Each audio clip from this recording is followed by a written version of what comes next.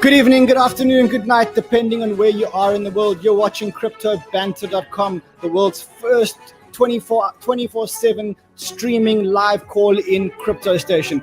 We are here to give you live conversations, live trading advice, live tips, live streaming crypto information from around the world. Today, we've got a huge show for you today. Even though Bitcoin has got whiplash, we still think that Bitcoin is going to 106,000. But we think there's a huge pullback, and the pullback is coming very, very, very, very soon. Today was the launch of the Ethereum 2.0. The Genesis block was mined. We're going to be looking at Ethereum versus Bitcoin and looking at and deciding which one is going to be a better investment in the short term and which one is going to be a better investment in the long term. What are you buying and what are you selling in the altcoin market given this pullback? We're going to be looking at alts, taking the top picks and deciding what to buy and what to sell. Then we've got Charles Hoskinson from Cardano. He's coming to talk about Cardano and whether or not we should be buying before it's too late. And just after my show, we've got a very special show for you guys, a show called Venture into the World of Psychedelics. We're going to be looking at what drugs you should be taking to calm your nerves in this bull market. You're listening or you're watching Crypto Banter. Crypto Banter is the world's first interactive social cast for the crypto community. Get the latest news, views, interviews, and live conversations with crypto enthusiasts from around the world. This is where you call in, you make the show, and you bring the banter. That's CryptoBanter.com, where you talk crypto.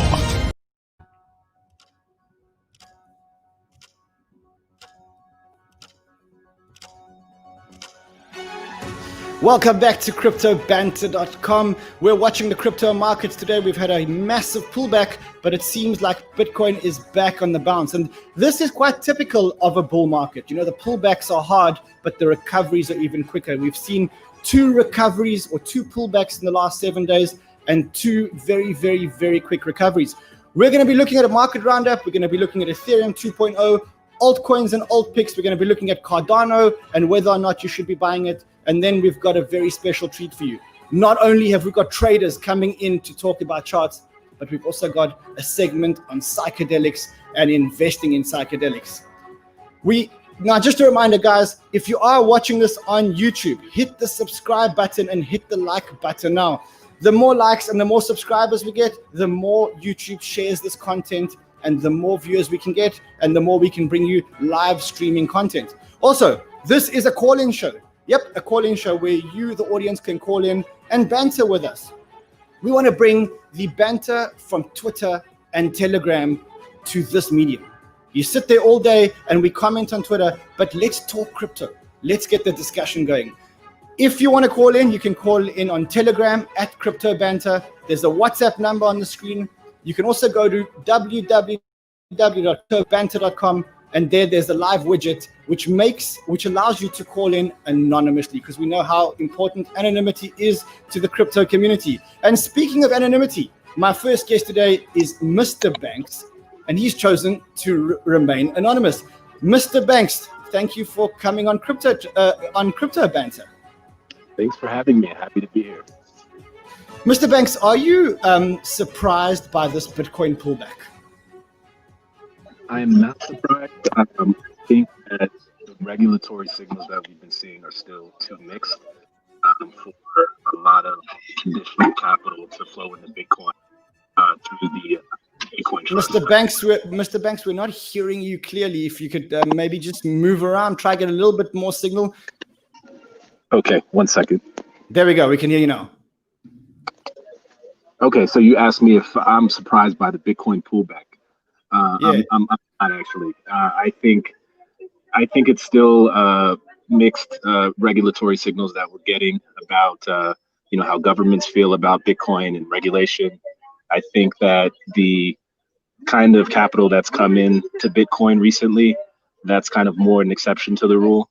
So I think this is par for the course.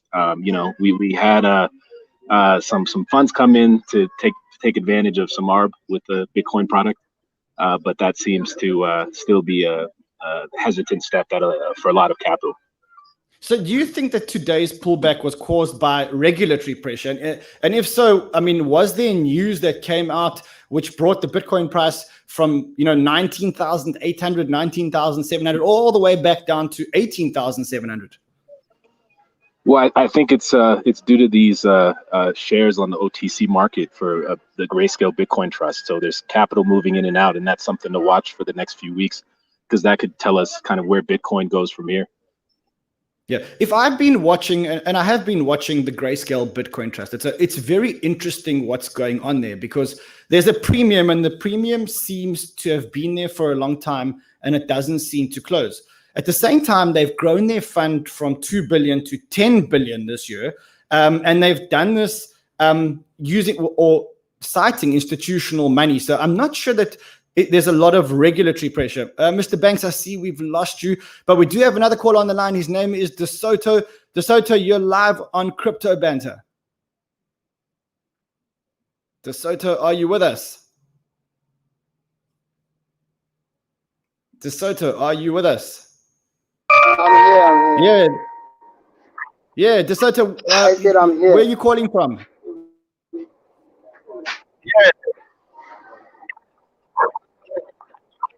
DeSoto, where are you calling us from? Oh, amazing, a Nigerian caller. DeSoto, what questions have you got?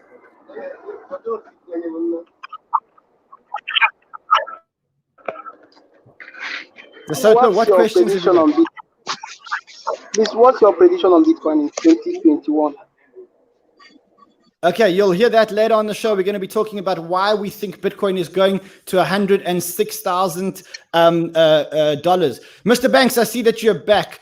I was saying that I've been watching the Grayscale Bitcoin Trust, and the money that's going in there is primarily institutional capital. It looks like it's the majority of the inflows are coming from big institutional investors. So tell me your thesis around why this market collapsed today. Well, I mean, for your first point, you're right. There's popularity with family offices and large funds, in the sense that this Bitcoin Trust product doesn't. You don't have to worry about the self custody. So that's been going popular. But there's also been terms that have made it to maturity, and you have also capital outflows from Bitcoin as well. And you have the broader kind of macro environment. Still being unclear in terms of COVID, in terms of regulation, even political uncertainty in states. So all of that can contribute to kind of an uneasy or volatile kind of period with the Bitcoin price action.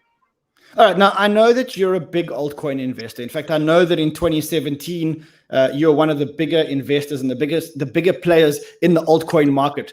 What do you think about an altcoin run now? I mean, are we in alt season?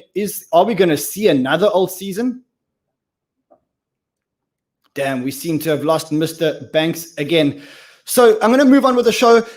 Today, I promised you guys that for the first time, what I'm going to do is actually, I'm going to give you my thesis as to why I see Bitcoin going to $106,000. And actually, I see Bitcoin going to beyond $106,000. I often interview people. In fact, I've spent a long time interviewing people either on this show or on CNBC, where I hosted the world's first televised and only televised cryptocurrency investment show. And all the time, what I did was I'd give you the opinion of other people, or I'd interview other people. So today, what I'm going to do is I'm going to talk to you through my thesis about why Bitcoin is going to 106,000 in this bull run, and actually maybe even beyond the 106,000. Now, to start off the thesis, I think what we should do is look at the Bitcoin November chart. If we look at the Bitcoin November chart, we have a couple of takeouts. The first thing is Bitcoin started November at $13,700 and closed at $19,700. That means that in November, we added 44% market capitalization to Bitcoin. That is a huge number, and by far the biggest month or the most sustainable month that Bitcoin has had. But let's zoom out, because it's not all about the 1 month period. We need to take a much bigger look. And if we zoom out, what we can see is that in 2020, Bitcoin had a 170% increase. It isn't the best performing asset, because if you look at stocks like Tesla, etc., they've had a much bigger run. But It has been extremely resilient given the pandemic and is now coming into its own. Let's look at the performance of Bitcoin for the year, and specifically if you managed to buy Bitcoin at the low. The low was on March 23rd, and Bitcoin hit a low of around 5,000 US dollars. If you manage to buy that there, you are 4x up or 4 times up on your money. But that's not what I'm looking at in this chart. In this chart, the part that is the biggest bear signal or the biggest bull signal for me is the fact that Bitcoin went down by 50%. If you look at Bitcoin, it went down by 50% before the low of March 23rd. Now, in a bull market, retracements are healthy. And that's why I'm not convinced that we've seen the big retracement for November. If you look at where we are in November, we were at a high of 19,200 or 300, depending on which exchange you were following. And then we had about a 16% correction to 16,200. Now, I'm not convinced that that's enough or enough of a pullback to take us into big bull run territory, into parabolic territory. Now, if you're asking what parabolic territory looks like, it looks something like that. And this is not the Bitcoin chart. And I'm going to refer back to a tweet that CZ posted. CZ said, if you look at the little dip and the little spike, it will become a flat line on the chart in a few years. And interestingly enough, what I want to do is I want to talk about the Amazon chart. And the reason why I want to talk about the Amazon chart is because I think it tells a very similar story to what we're seeing with Bitcoin. Here's my thesis. If you look at all the most highly valued companies in the world, Google, Amazon, Facebook, WhatsApp, Instagram, Uber, if you look at all those platforms and you look at all those companies, the one thing that all of those have in common is the fact that they have the network effect, or they've achieved the network effect. What does that mean? The network effect means that the more people use it, the more people use it. So if you think about Google, the reason why the Google algorithm is so good is because a lot of people search. And the more people search, the better the algorithm becomes. And the more the algorithm becomes better, the more people search. It's the same thing with, say, WhatsApp. There's certain countries in the world where WeChat can't beat WhatsApp. Why? Because everybody's already using WhatsApp. And the more people use WhatsApp, the more people have to use WhatsApp in order to communicate.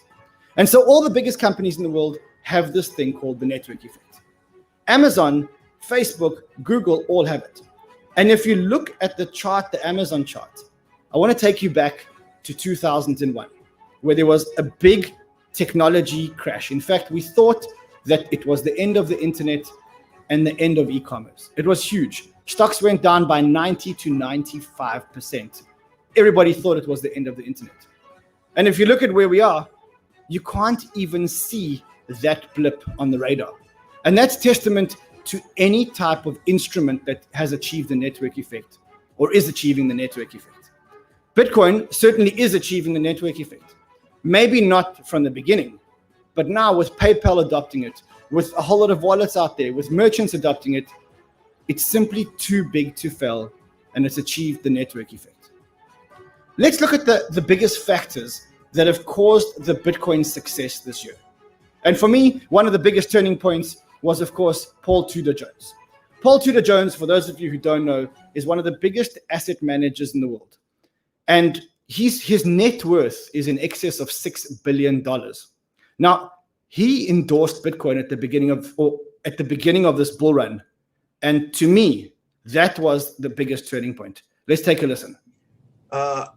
Bitcoin has a lot of the characteristics of being an early investor in a tech company. And I didn't realize it until after, unfortunately, I came on your show and got besieged by God knows how many different people on Bitcoin.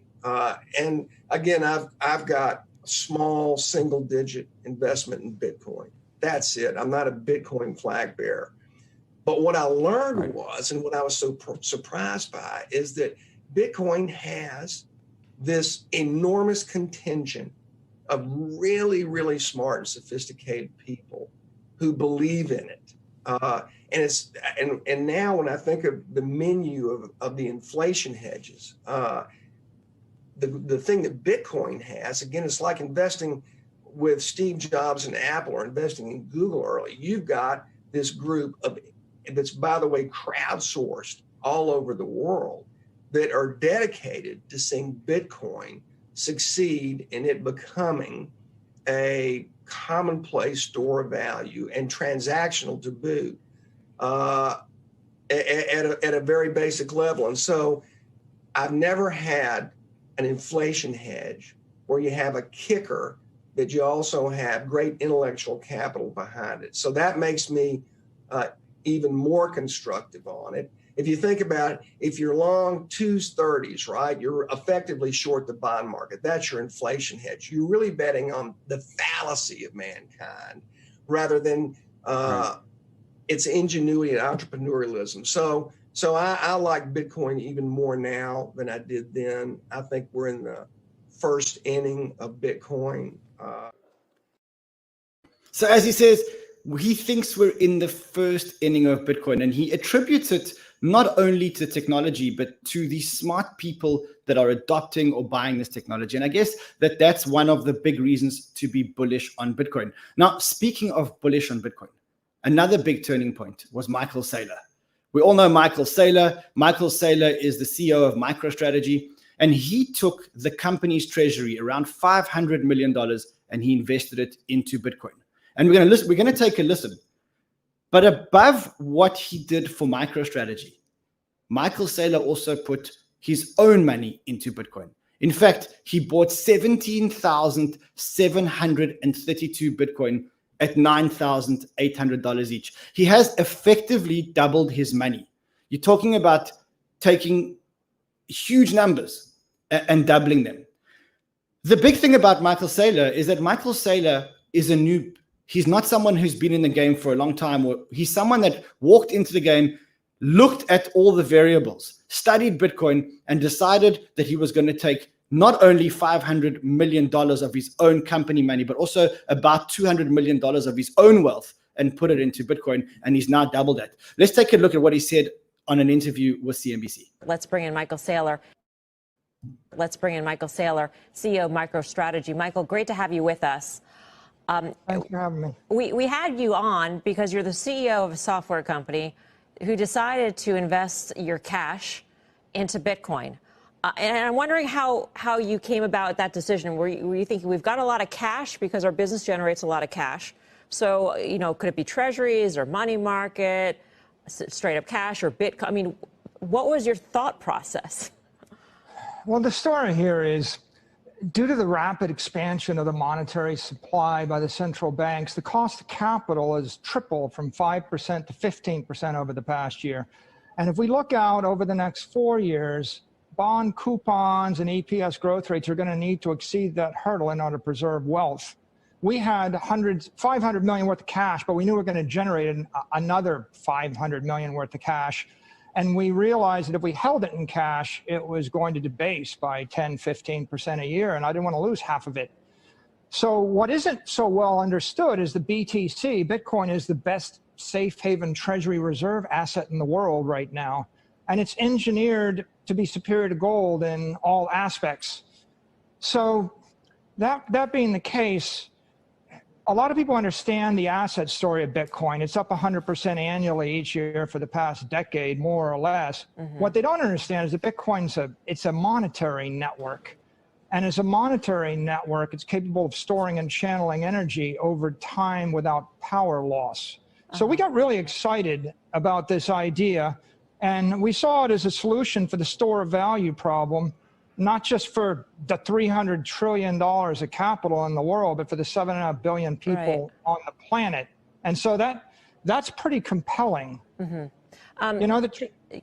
Sorry to interrupt, Michael, but cash on a balance sheet and wanting to preserve the power of that cash is one thing. Investing it in something that's speculative is another. I mean, are you a software company, or are you a Bitcoin hedge fund at this point? I mean, why bother with the software part of the business if your belief truly is that Bitcoin is going to go up 100% every year, going forward?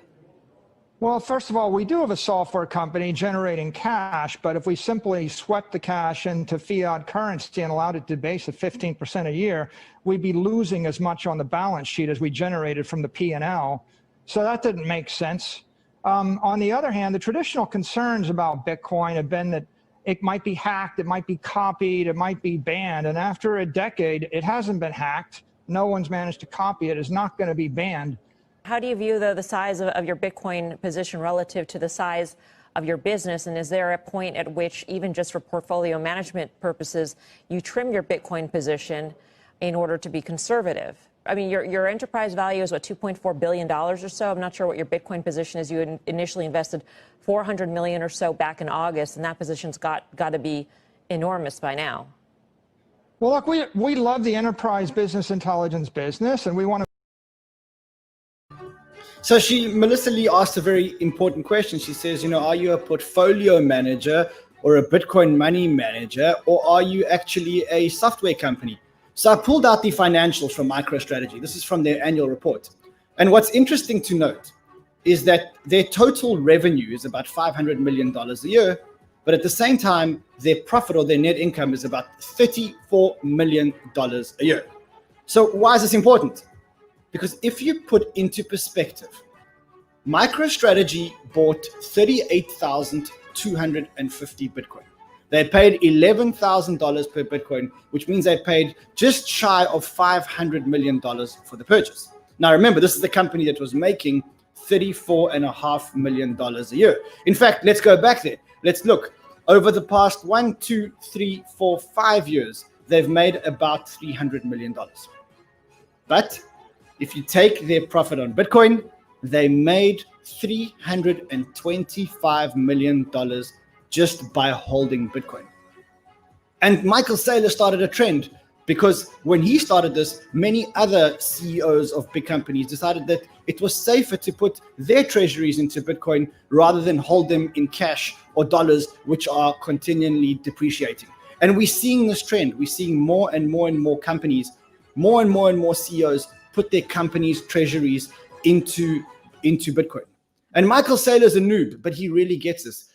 He also says that we put our communications, our advertising, our opinions, our resumes, all on the network. It's time to put our money on the network. And what he's calling is that Microsoft, Apple, if you missed Microsoft, Apple, you can still catch Bitcoin. And that brings me back to the chart that I posted earlier today that says, even though you may think that it's too late, even though you may think that you shouldn't be buying Bitcoin at 20,000, take a look at what the Amazon chart looks like, even though it went down to $50,000 even though Bitcoin went down. Now, if you look at who's holding Bitcoin today, this tells a picture. And I got this from a tweet by Kevin Rook. Kevin Rook is one of the contributors to the show. Have a look at who's holding Bitcoin today. The Grayscale Bitcoin Trust, the Chinese government, Block One, Wrap BTC, the US government, CoinShares, a fund, MicroStrategy, one public company, the BitMEX Insurance Fund, Tim Draper. What you're not seeing here is you're not seeing all the big institutions holding Bitcoin. What does that mean? It means that as this trend continues and more of these CEOs go out there and put their company's treasury into Bitcoin, we're going to see a whole lot more adoption. And with that, we're going to run out of Bitcoin. The supply is going to run out, and we're going to get higher highs and a bigger market cap. Another interesting thing to look at was that if you look at the buying today on Bitcoin, you'll notice that the buying is being done mainly by institutions. In fact, the institutional exchange at the CME, or the exchange where institutions mainly trade, is now doing more Bitcoin volume than any other exchange in the world. What does this mean? It means that the institutions are here. And if the institutions are here, they're going to be holding their Bitcoin. They're not going to come in and trade Bitcoin. They're not traders, which means that they're going to be lapping it up, and there's going to be so much more supply. So that's my thesis as to why I think Bitcoin is going to $100,000, $106,000, and a whole lot more. And just a reminder that if you are watching the show on YouTube, hit the like button, hit the subscribe button now, because if you do hit the like button and you do hit the subscribe button, it tells the YouTube algorithm that this show's got great content, and it starts sharing it with other crypto enthusiasts around the world. And that means that we can bring you more live streaming. Also, this is a call-in show. If you want to call into the show, you can WhatsApp us at 1646-732-4269. You can Telegram us at Crypto Banter, or you can go to our website, www.cryptobanter.com, and there's a widget there which allows you to call the studio anonymously. So that's my thesis as to why Bitcoin is going to new highs, and I think well over 100,000. But what does that mean for Ethereum, and particularly on a day where Ethereum launched Ethereum 2.0? So again, I pulled the chart, the 1 year chart of Ethereum. Ethereum started the year very close to its low, $125, and today it's at $600 or $630, depending on where you look and when you look in the day. And it's had a 5x return for people who bought it at the beginning of the year. To me, Ethereum probably represents more upside in the short term than Bitcoin does. Bitcoin got the network effect quite early in the game and has had a big run. I think Ethereum hasn't even started. Bitcoin is breaking its all-time highs. Ethereum is nowhere near its all-time highs. It's trading at about 1/3 of its all-time highs. So for me, if I had $10,000 to invest and I was looking for a short-term investment, a slightly riskier investment, I'd put a little bit more into Ethereum and a little bit less into Bitcoin. I wonder if our next guest agrees with me on that thesis. We've got a very special guest for you today. His name is Coach K, and he's here to talk about everything Bitcoin, Ethereum, and altcoin market. Coach K, welcome to the show. Well, thanks for having me. Appreciate you getting me on the show and sharing my view of Bitcoin and Ethereum. I was just listening to what you were saying, and I agree with a lot of what you're saying. So, well, that's amazing because most people don't actually agree with me. I think let's start off by asking, do you think that Bitcoin and Ethereum are now at a point where they're unstoppable? I think that we're going to probably see a pullback at some point. Likely in the middle of December, going into Chinese New Year and into the holidays. It's definitely got a crazy amount of velocity going to it right now. We're also seeing that people are playing around a little bit with everyone, getting all-time high yesterday, pulling it back almost $2,000 again, just like a few hours ago, pushing really high. Everyone's getting excited and then drops it again. I think we're going to probably test that level a couple more times and drop. I do believe, though, before we hit the middle of December, we're going to probably push towards 22 to 24.5. And then we'll have a really strong dump out of nowhere. Everyone's not expecting it. Everyone's going to get bullish. Retail just started to come kind of getting those phone calls again from 2017 of how do I buy Bitcoin? I'm interested. I want to know what to do. Yeah, retail isn't really here again yet. It seems like the money is actually all coming from GBTC, which is an institutionalist. Coach K, the comments are going crazy. You've obviously got a big fan base. They're obviously all watching. Guys, if you are watching and you do like this content, hit the like button, hit the subscribe button now. If you want to call in and speak to Coach K live on the show, our producers will pop the StreamYard link into the chat, and then you guys can join in and talk to Coach K. Do it. Call us. Let's banter. Let's talk crypto. It's absolutely banter. Yeah, absolutly. Coach K. Yeah. Long term, not in the 1 month, 1 week, 1 month, 1 hour time frame.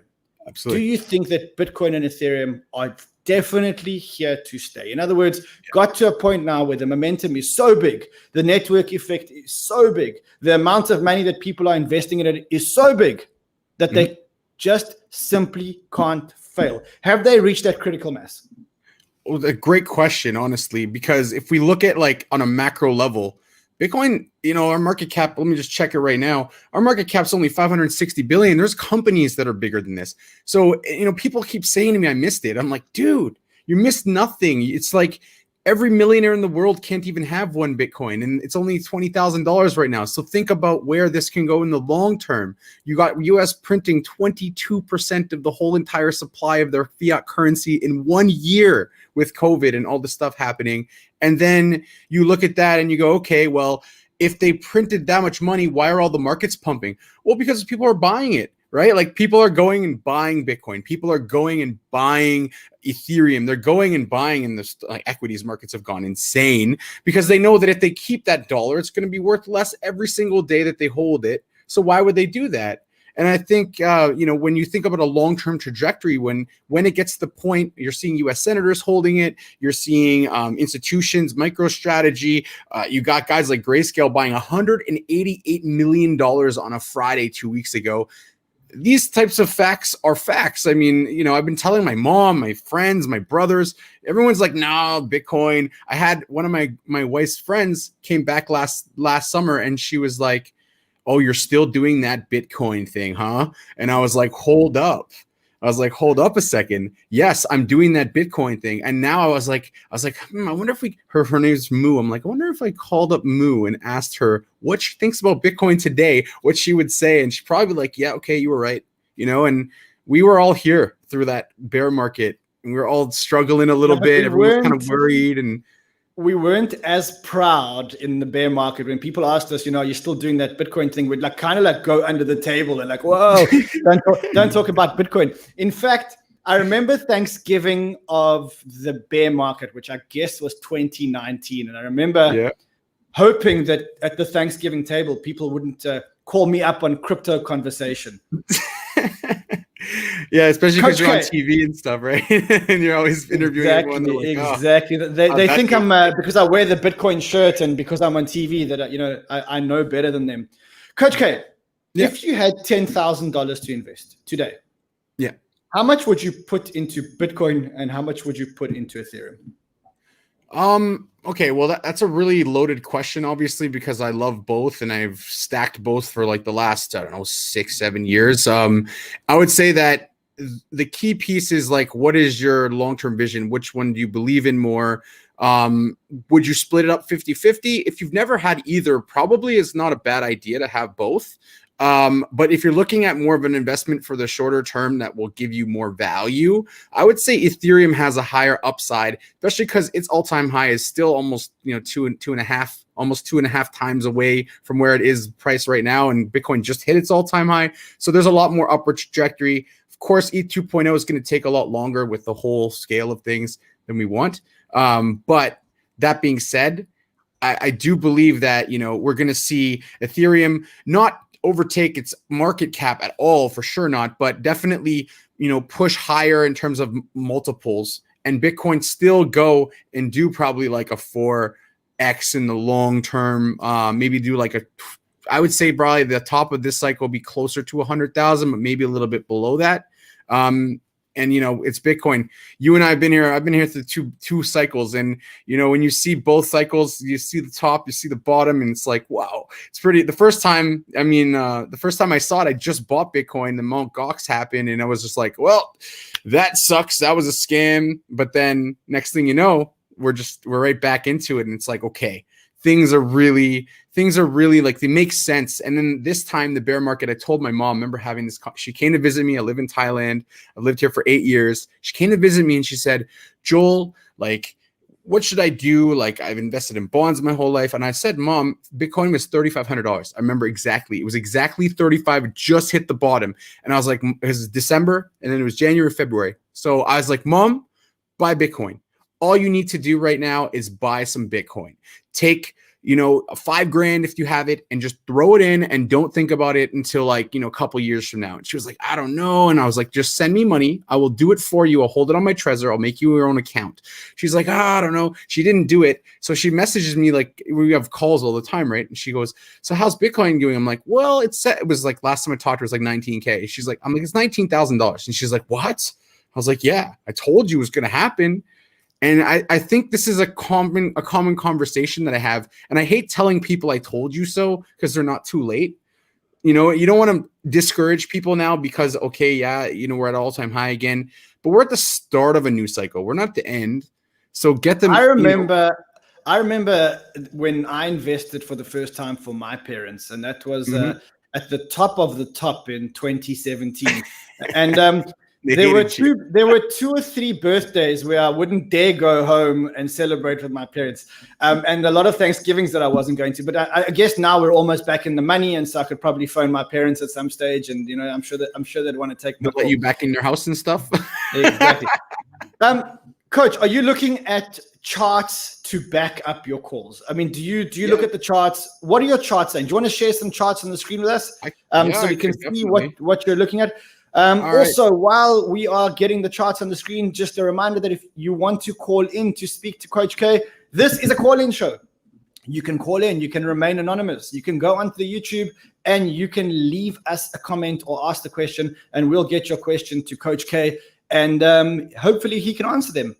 Wow, that looks like a very intense chart. What is that chart we're looking at? Not too intense. I'm a high time frame Ichimoku trader. I mean, a lot of these guys, you see them doing with 15-minute, 5-minute charts. I'm a high time frame. I'm a macro level trader.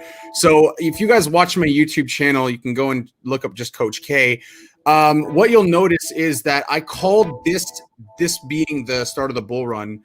Actually, I called the bull run even further back on the monthly chart, but I told people this was the day where it's going to start on October 17th. And I said that when we were kind of back here. I was like, pretty sure this is going to be the date. And that was literally the day we took off. And everyone was like, how did you know? And I was like, I didn't, but I could just see things coiling up in it. We weren't breaking below this level, and it looked like it was going to break out. And then we broke out. And then this is a CME gap that everyone was talking about for so long. We kind of tapped into it right here. I'll go zoom in a little bit more so you can see. We tapped into that gap, and we never filled it. And here's our new CME gap from this week, which is absolutely massive. But I put these on because gaps 95% of the time fill.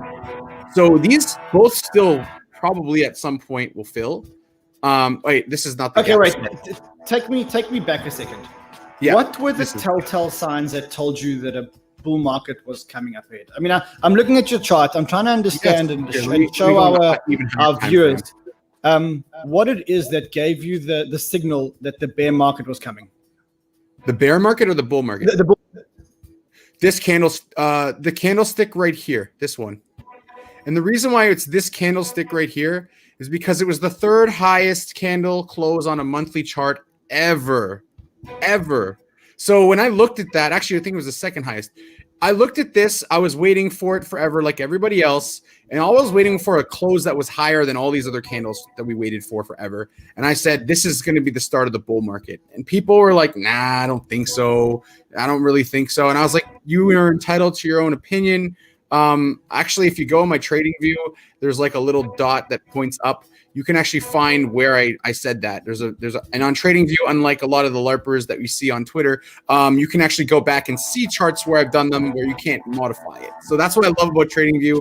If you do something and you say something, you can go back and verify that person said it. So go and check it out if you want to, guys. It's just Joel_Coach K on TradingView. So on this candle, I said that it's starting. Obviously, we came down and we retested this level, and then we just took off. And that was like the first indication. Then we went down to the weekly chart, saw very similar signs. We came above, we crossed, and we retested right here in August. And then we started to move. And once we broke out of this Kijun on the weekly, I was pretty sure that we were going to keep going higher. And that's what I was looking at right here. And then I go back down to the daily. And on the daily, let me just auto this. On the daily, I saw a flag potentially starting up, and it wasn't really allowing it to go lower. We had a Kijun that was holding very tightly. Then we started seeing the 21-day EMA, this yellow line, pushing up, and that was giving me a good indication we're looking more to have an uptrend. The volume started to increase. So these are just basic things. I mean, I could turn off the Ichimoku and just use levels, which is what I usually do at the start, so you can see it just as clearly. And this is what I'm looking at. So some of my levels are turned off right now. But what I was looking at was, okay, I had the all-time high on my chart. I drew this level. And then I said, okay, one really important thing that most people are not looking at, and they say, well, you don't know what you're talking about a lot. And what I do is I go back and I say, guys, we have a key level here that nobody seems to almost really be talking about right in this level around 12,300. So it was pretty much a pretty strong level of resistance in August of the year before. Then it was a resistance here, and then we just sliced right through it like butter. And when you go through a level, you need to retest it. We never retested that level. We just sliced it and just started going on a bull run. Now, generally when that happens, we get a nice huge movement and we come down and we retest this level. And the crazy thing is, what is that level? Is that 12,000, 12,300?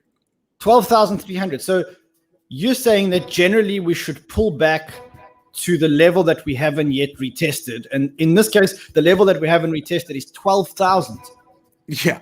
It seems crazy, but everyone who's been in crypto knows long enough. Now, I get a lot of scrutiny for that. Like, yeah, right. And people, and they're bullish, man. They're so bullish, they get upset and emotional. I'm not emotional. I don't care. If it doesn't happen, it doesn't happen. I'm okay to be wrong because I'm a trader and I use risk management. I implore all of you guys that are trading not to use leverage to add risk. A lot of people do that.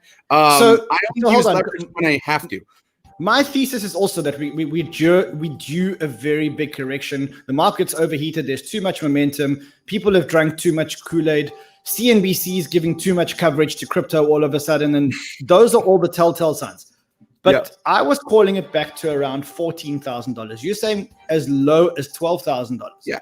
It could definitely not. It could, like I'm saying, it could not happen, and we could not come back and retest this level. But I think this is like we could dump. That's why I wrote we could dump to this level to retest. Maybe we don't. Obviously, Bitcoin could just do its own thing. We've all been here before. We've seen this happen. But as you see on the other levels, we break through and sliced it, and we retested it.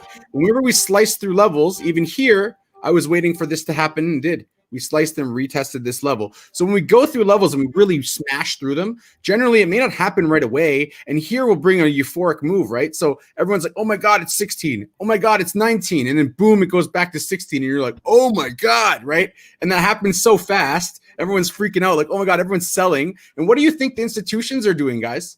Do you know what they're doing? Institutions are going while you're selling and freaking out and going, yes, finally we get it cheaper because we didn't buy it down here or down there, or we didn't buy it down here. And when we had that second chance that sparked the bull run, and we didn't buy it down here, so we're now going to buy it all the way up here like Grayscale was doing. And Grayscale's for them, they've actually been buying it the whole time, but they don't want to buy it up here. No person who has billions of dollars wants to buy it up here. They want to see this thing crash to this level. They want it there, and they want to buy it there. And that's what you keep talking about the CME gap, and I see you've written in one of the boxes that you talk about the CME gap. What is the CME gap? Why is it important? Why are we looking at it? Okay, so CME gap is because like we have open and close, right? Now, for some reason, this is a weird one, but we have a gap right here. When it closed way down here. And then on the Monday, it opened all the way up here, right? And then so we could see we closed up here. So basically there's a gap in the chart of, $1,200 or so. These generally fill. And if you look at like in the past, we had a gap right here. It's a lot clearer. And we didn't fill it, but everyone was watching, and the 100-day EMA saved this chart. It's bounced off of it twice, and then it went. But I was expecting it to come into this zone. It did halfway. And then if we look back, you'll see other gaps like this one. This one filled over here. We have this one down here that was a small one that filled over there. We have this gap right here you can see on the chart, the little hole in the chart right here. That one filled. So they always pretty much fill. Like it's like a 95 to 96% of the time, but you don't know when they're going to fill. So this could sit there, and we could go to like 25, 26, 24K, and it could be all the way until like in March, and it comes and fills, right? We don't know. Or it could literally fill tomorrow. Okay, so I'm going to put you on the spot here because you're leaving it a bit vague for me, and I need to know what to do with my money. So of course. in the short term,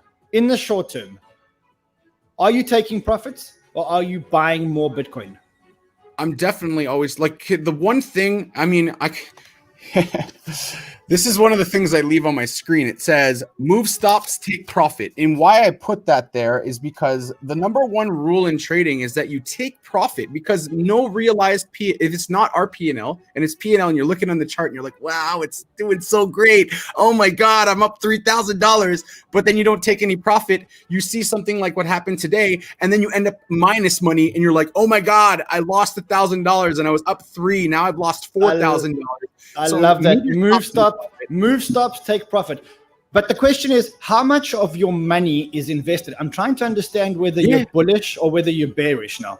Are your trades bullish? Are you accumulating, or are you starting to offload? I have been accumulating Bitcoin since pretty much 3,500 slowly, and then adding to it. So I there's one thing that a lot of traders don't do, and I do probably maybe some of them do it, some of them don't. the people who believe in crypto, we always buy and we hold and we put it on our Trezor. So if you have a Trezor, it's like your bank account. I treat it like that.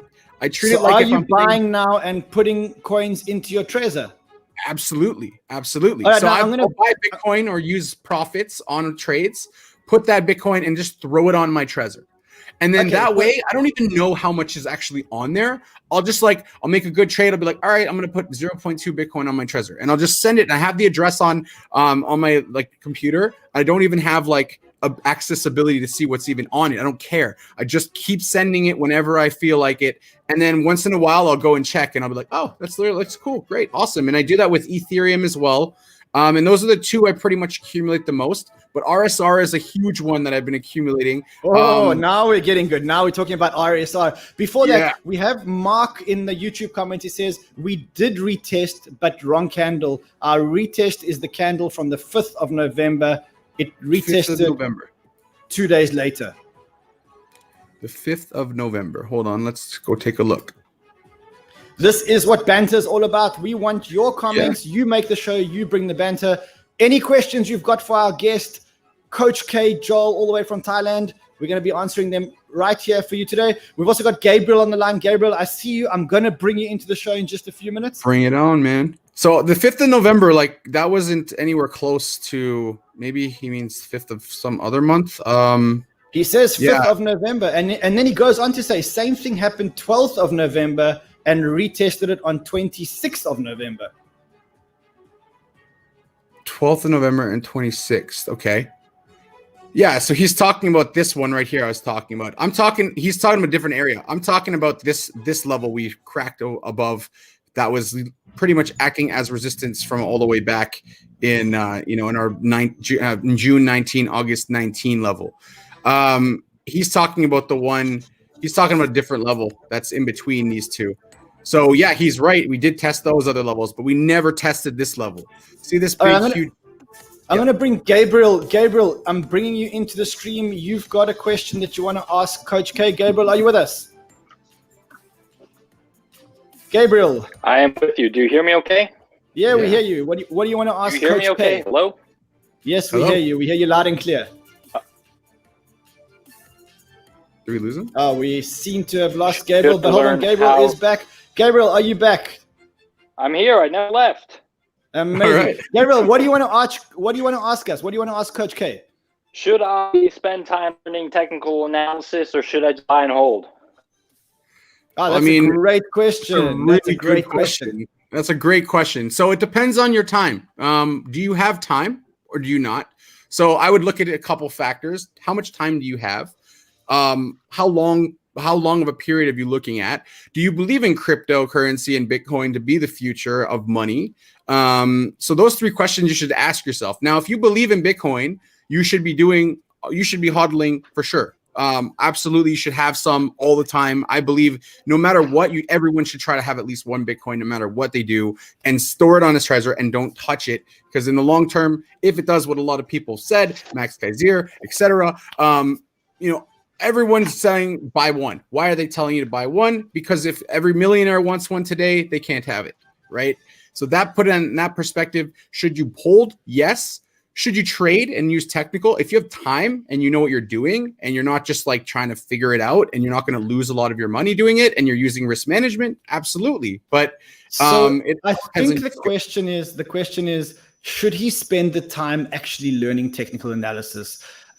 Gabriel, I want to answer you to say that in a fast-growing asset class, HODL is the best strategy.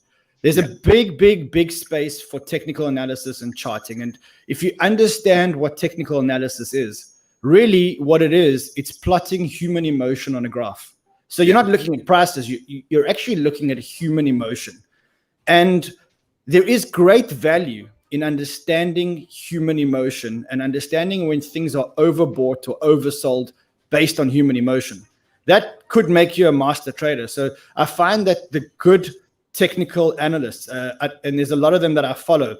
One in particular who's very young and very smart is at Philocone on Twitter.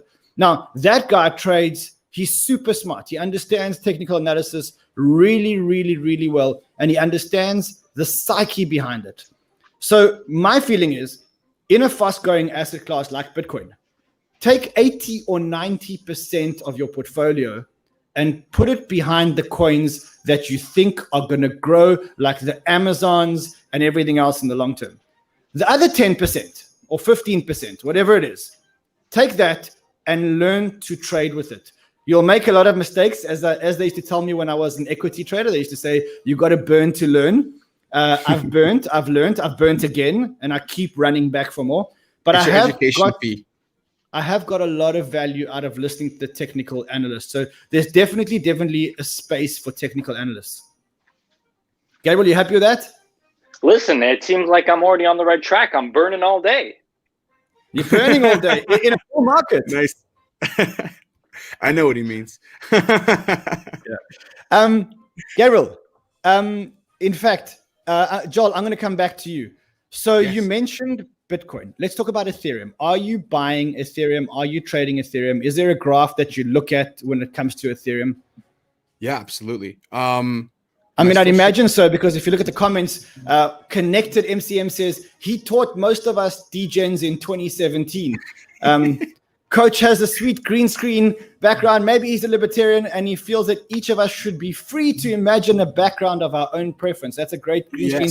Guys, he is in Thailand. Come on, give the man a break. All right, talk me through. Let's look at the Ethereum chart. Yeah, so, okay. Ethereum, I've been really doing well with my analysis on, and I've been watching it for, I pretty much told people around $317 was like the time where it was like literally looking good. It right around here. I was like, it seems like it's going to come and retest. Like I said before, retesting certain levels. I thought it would come and retest, and it did. And then we had like this kind of slow moving. We broke out and we broke out again. And then I was right around here, the same time that I talked about this October 17th, I said we're very likely after we came up to this level, we were going to probably come to $485. And that was like not very long. That was like October 30th or October 29th. And we broke out. And then I said, when we break out of this triangle, this is going to go up to this level very least. And then we've been just basically breaking out and breaking out and breaking out. And now we kind of come and broke back down to this level. Because we sliced right through it, similar to what Bitcoin did, sliced right through it. Then it had to come retest, and now it's moving. And I'm really waiting to see today. We have 8 hours left until close. If this turns into a hangman at resistance, or it actually pumps a little bit higher and turns into a hammer. Because if it turns into a hammer, I'm expecting us to go towards $741, $744. And it sounds like crazy, but the last time we had a bull run and Bitcoin hit its all-time high, that was when ETH after the all-time high started to move. And that's when our crap coins really started to move as well. We're already seeing that with like XRPs moving. We're seeing a lot of the majors move. Even EOS, which is kind of crazy, hasn't been really doing anything. It's starting to have a little bit of life. EOS got the memo very late. Coach, you talk about two concepts that I wanted to ask you about. People talk about a close, like the daily close. Now, I know that crypto markets don't close. So when you talk about a close, what are these analysts referring to when they talk about a close? They're talking about like 7 p.m. Eastern Standard Time. For crypto, it's 7 p.m. UTC, I think. And so basically, on your chart, if you're looking on the daily, it does expire, even though it's 24 hours. There's only 24 hours in a day. So I wait for that to happen before I make big decisions, especially because a macro trader, you don't want to like get stuck in like, oh my God, this is dumping, and sell your coin when you've bought way down here. Sell because it came back to retest this level because you haven't waited for that close. Okay, so actually what you're saying is it's a deemed close. Now, you also mentioned hammer. What would need to happen for this chart to be a hammer? Okay, well, I'll just use this resistance and I'll just bring it down here. So a hammer is when it does this. So they're the same exact candlestick. A hangman is when it's at, right? So when we go up here, a hangman is like a hammer candle, very similar look, but it's at resistance. And a hammer is hammering off. So it's like smashing off of a support. So this level would be a support if it was here. And if it closed like that, it would be a nice little hammer candle. And generally, after it hammers down, it pops back up and goes a little bit higher. And if you have a hangman at resistance like it is right there, then it would look like we could probably come back down maybe to this level, which we came and we sliced right through. So it could come back down to $548. So, all right. So what you're saying is there's a big chance for upside. The upside is around $740. The downside is you're talking about $540. That's your other level. So it seems like from a risk return point of view, it's probably a good trade to make, right?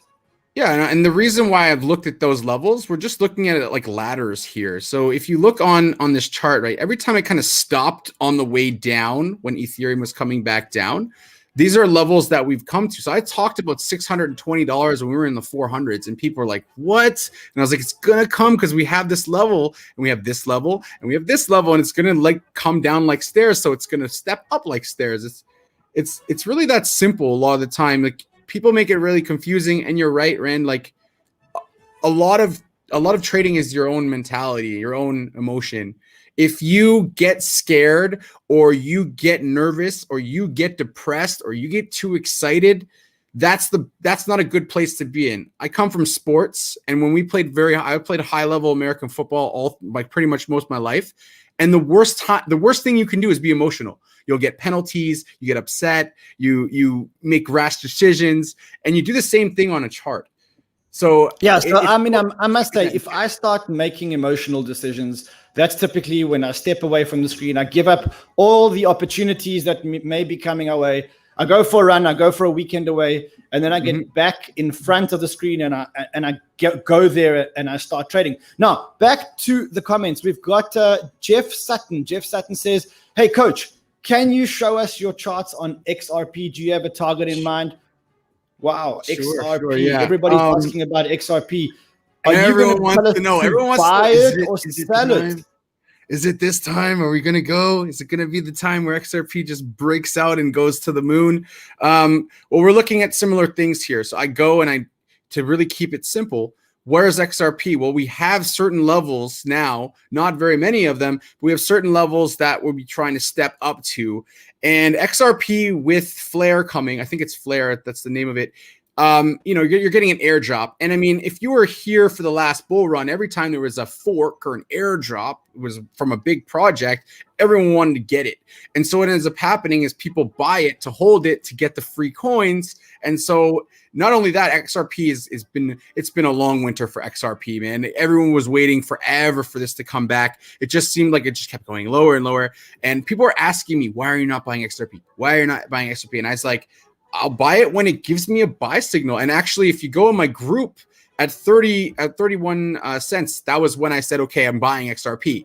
And everyone was like, right? And I was like, yes, like right here. And it just exploded. They're like, why? And I was like, I could see the volume. Like all of a sudden you have these massive volume candles. And what is that? That means institutions are buying, not retail guys. You don't see institutions are buying XRP. Is this what you're saying to me? Yes. Institutions are buying. Maybe Bank of America.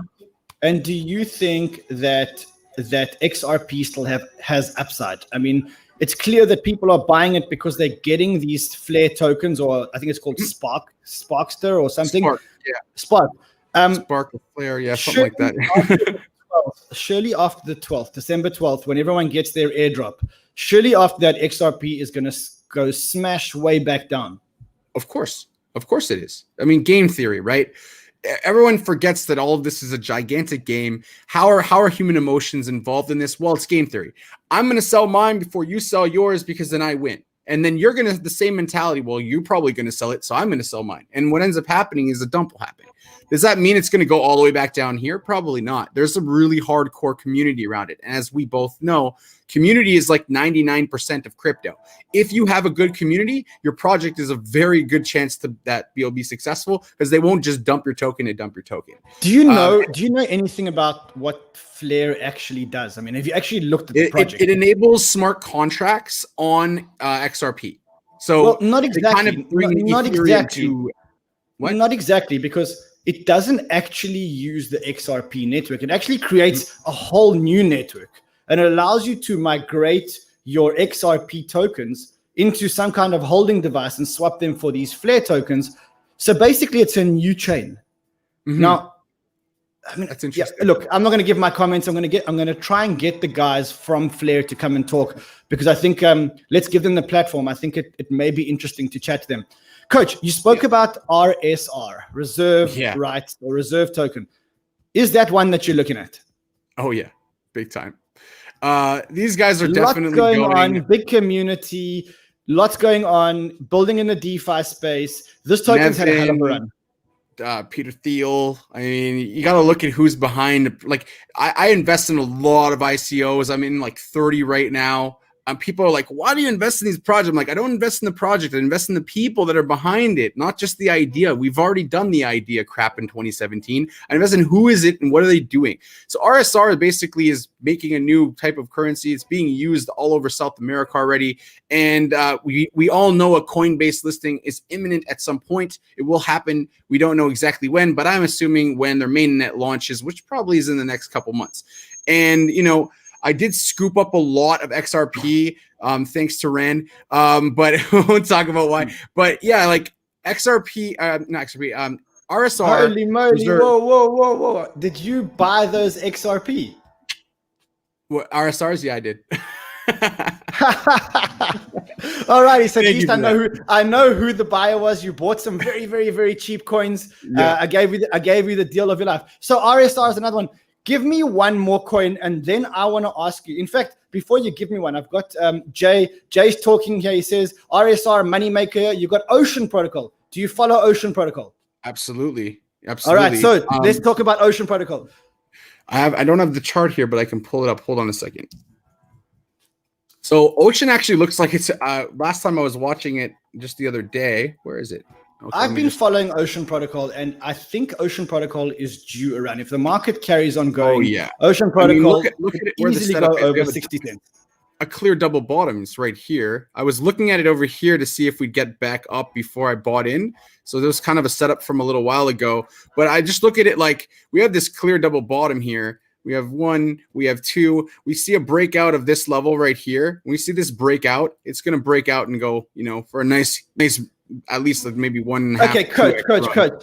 People are going crazy on the chat. They're saying, Coach, anyway, you can take a look at Nano for me. It had a nice pump, seems to be holding well. We look for another leg up. But Coach, we are running out of time. We don't have much time, and our next guest is on the line. Coach, will you come back to our show tomorrow or Wednesday or Thursday? Let's get you back on. Let's talk about the charts. But now, before we go, I want you to call up a chart for me, and I want you to tell me which way this chart is going. And that's the chart of Cardano. ADA, Cardano. ADA. Oh, man. I'm going to show you something that's a textbook setup that I... You know why I'm asking this? Because in a few minutes, it was supposed to be on the hour, but we are running a little bit late. We've got Charles Hoskinson here, and he's going to be talking Cardano with us. And in fact, what I'm going to do is I'm actually going to keep you on the line for that segment, so we can bring you in to ask Charles some questions. But let's look at the chart, because this chart tells a story. Yes. So I was talking about this having a Kumo breakout retest trade. It fit all the bills. We had a bullish Kumo. We had a bullish Kumo a bullish Chiku span. Sorry, a bullish Kumo twist. We had, our Tenkin was above the Kijinsen. We had all the perfect setup for this to have a big time move. And I thought I missed it. So it broke out. It never came back and retested the top of the cloud. And I was like, damn, I missed it. And it went all the way. And I was like, man, because I love Cardano. I actually met Charles in Bangkok like 2.5 years ago at Beyond Blocks. And I remember him saying, we're building Lamborghinis. We're not building Hondas. And I was watching it, and I set up a trade down here, and it just like came right back down the other day. This was the easiest trade you could have ever made in your whole life.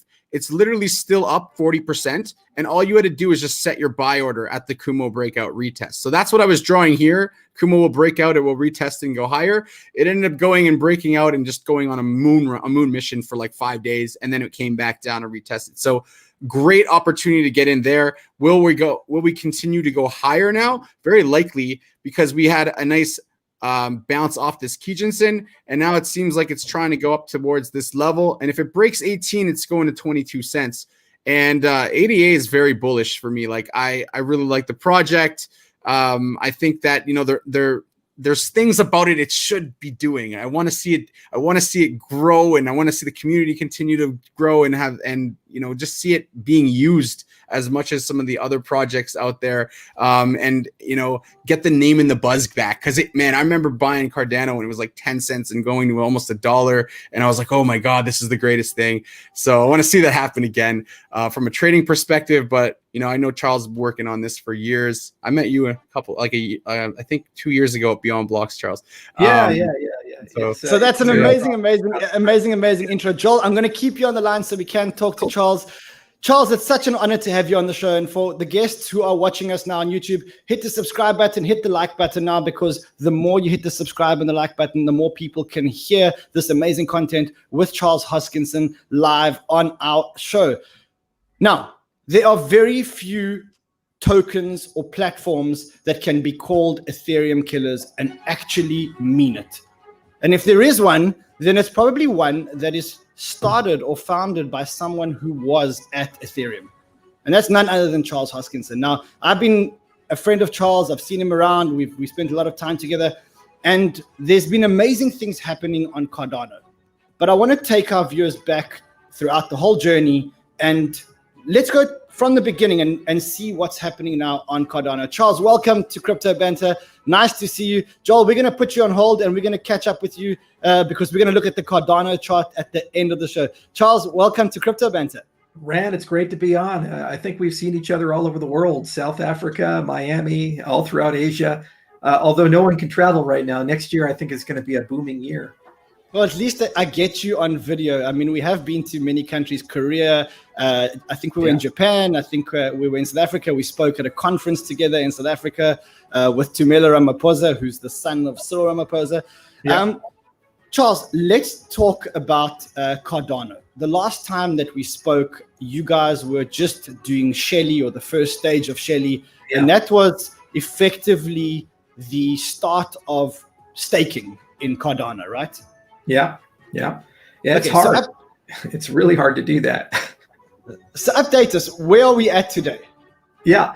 So we had a multi-year research agenda to figure out how to build a foundation for consensus that eventually could scale to billions of users. And that's what Vitalik has been doing with F2 and Casper and that whole agenda. And they had more money in a year of extra time on us, and we beat them to market. So it's like when AMD beats Intel or something like that. It's always nice that the underdog has the ability to do that. So we launched Shelly in July, and it's been getting more and more decentralized over time. We're about, I think 60% of the blocks are made by the stake pool operators, 40% by the hybrid nodes. And by March, the network will be completely decentralized. And so mission accomplished. Shelly's looking great. We're still upgrading and updating a few things there, but we're also building the other parts of Cardano in parallel. So now we're turning on all the Goguen components. So those are smart contracts. So we can bring dApps and DeFi and these things to the network. And we've also been turning on all the governance components as well, Voltaire, which is just like having a VC in the sky and a National Science Foundation in the sky to give grants for people to get where they need to go. So we just launched our first fund, Fund 2. That's completely public and going to be publicly voted, and it's going to give away $250,000 to different projects, and we have over 4,000 people participating there. And the fund size will just keep growing, so it's going to go from 250,000 to 500,000 to $1 million, and eventually it'll get to a nice resting pace of maybe $5 to $10 million every 6 to 8 weeks. That'll be injected into the community for dApps, DeFi, grants, research, maintenance, and so forth. So we're firing on all cylinders. We're number one in GitHub commits. We have one of the largest dev teams around, over 100 people, I think a dozen companies at this point working. And we have a lot of great announcements this month, next month, and a lot of cool things are coming. Around February, we should have multi-asset coming in, and smart contracts, as I mentioned, are on their way. And we have a great commercial pipeline as well. My company has over 110, I think, commercial deals that we're negotiating right now across the spectrum. Some are Cardano related, some are not. But we always try to push people towards Cardano. And we're making some great progress in Africa as well. We were going to make a big Ethiopia announcement in November, but they had the civil war thing going on. And I guess that takes priority and precedence for the moment. Slow down, because you're telling me too much, and I'm trying to absorb all of this. You've got also, you have got a very vibrant community. They've gone crazy. They've gone on the comments saying, I was part of the first stake pool, Cardano going up, Cardano going to the moon. Everyone listen closely. Take me back a second and let's look at the fundamentals of any protocol. So the fundamentals of any protocol come down to 2 or 3 things. The first thing is to have good technology. And in this case, that means fast, decentralized technology. Right. And the second part of it is building a vibrant community. Now, when we talk about building a vibrant community, that doesn't mean a community on Telegram, on Twitter. It means a community of developers, a community of venture capital investors plowing money into the project. Now, if we look at Ethereum, if we are critical of Ethereum, we could say that Ethereum's technology isn't very good. It's great technology, but it's not very scalable technology. And they now have to change the engines mid-air. But they've got a very smart, vibrant, big community. There's lots of money. The VC money is on Ethereum. Therefore, the DeFi community is starting to develop on Ethereum. Now, with those parallels in mind, let's talk about how Cardano compares to Ethereum. So let's talk about the technology first. Let's look at the technology. When I compare Cardano's technology to Ethereum's technology, give me the comparison. Well, we do everything they aspire to do, and we do it soon or now, and they do it over the next 3 years, they claim. You know, we started from a first principles basis, so we didn't just make stuff up. We went to the academy. We recruited 25 PhDs. We have 4 universities, core university labs that are working with us, and a constellation of other universities across the world, from Edinburgh to people at University of Illinois, people at University of Wyoming, et cetera, et cetera. And we wrote now 91 papers. And these papers, a lot of them have gone through the peer review process. And we've gotten third-party academic verification that the things we think are true are true. And not from people in the cryptocurrency space, but people in the academic community, the cryptography space, you know, real academics, the RSA people, and so forth.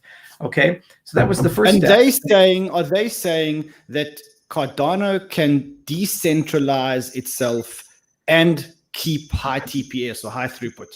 We already have that. We have 1,200 plus stake pools that are registered. Stake pools are right now making blocks every day. As the price of ADA goes up, we get more decentralized over time, and we don't lose performance. In fact, it's the opposite. We gain it. So that core design feature that we scientifically validated, which is as your price goes up, you get more decentralized and you preserve or increase your throughput of your system. That was the holy grail, and we spent 5 years in deep R&D. We're the #1 most cited academic project, and then we actually built simulations, then we built a test net, then we actually deployed it onto the main net. And we have hundreds of thousands of users, and our transaction volume's up by 600% this year, and we keep seeing growth. And the technology has tons of growth potential. Right now, at the base layer, we can be at 150 TPS. Just optimizations there should take us to 1,000 TPS. Then when we add on state channels, which were built, hybrid channels were built hand in glove to work with Ouroboros, we can go to 1,000,000 TPS if we wanted to, or beyond, because every stake pool operator can run a channel. So the is that a function? Is that a function of the genius behind the Shelley upgrade or the Shelley hard fork? Yeah, is that the split, the fork that caused this scalability? But remember, Shelley didn't start this year. We'd been working on it since 2016. You know, we had so many people who spent year after year writing paper after paper, formal specifications, simulations, code, prototypes, these types of things. We turned it on this year, but it's really, really hard to actually build this technology in practice. And there are only a few protocols out there that were built with this level of foresight, like the Algorands and others like that. And they all have the same legacy. They started in the academy. They had the benefit of hindsight. They could take a look at 30 years of systems engineering. They could look at what worked and what didn't work in the cryptocurrency space. And then they could systematically build out the scientific corpus. We did this holistically. So we didn't just build a consensus algorithm and say, okay, we're done. We said we need to build a network stack. We need to also build a smart contract programming language. We need to figure out interoperability. We need to figure out governance. We need to figure out how we're going to do side chains. There's a humongous agenda. It's why we have 100 plus people working full time just in our own company and a dozen partners across the world that are working on it. And they've been doing this for 5 years. And 2020 was really the first year where these things started turning on. And 2021 is where they all turn on. And then we have all these things. We have a governance stack where people can vote on forks. We have a funding mechanism that will inject 50 to 100 million plus dollars, depending on price of ADA, into the ecosystem every single year. We have incredibly high throughput. We have predictable costs for smart contracts. There's going to be tons of things. Some things we're announcing in a few days about Ethereum and so forth. And we have the ERC20 converter, which allows you to take your ERC20 token, convert it over to run on Cardano. I want to talk about that because I think that's fundamental. But just for some of our viewers who are asking the question on the YouTube chat, they're asking fundamentally, what did Shelley do? What does Shelley mean? Yeah. Why was Shelley such a big milestone? So we went from a static and federated system where a small group of actors like XRP, that type of a model, basically go to a decentralized and dynamic system like an Ethereum or a Bitcoin, where you have a lot of participants who are involved in consensus. So you can really look at consensus in terms of three things. You can say, okay, who's making the blocks? Are the blocks being broadcast in a decentralized way? And then finally, the meta, which is, okay, how many people are involved in the maintenance, the upgrading, and future of the system, the use and utility of the system. So there's a holistic notion of decentralization there. The point of Shelley was to put all the infrastructure in place for the first two, and the Voltaire upgrade is all the infrastructure for the third component. So every single 5 days, more and more of the blocks are made by the stake pool operators, and there's a huge set of them. And then the network infrastructure, we're turning on all the peer-to-peer infrastructure. So block production and block broadcasting will be completely decentralized at a scale 100x over what Bitcoin has by March. Then in terms of governance, we introduced two really amazing concepts. One is something called the hard fork combinator. What this means is that it's really easy for us to do a hard fork in our system. Usually these are huge events and they're very stressful and you have to build all this consensus. All of the rules of the old Byron era, that was from September of 2017 up till July, run in parallel with the rules in the Shelley era, which started in July of this year. When we go to the Gauguin era, those rules will run in parallel with the Shelley and the Byron, and it's almost like appending these things.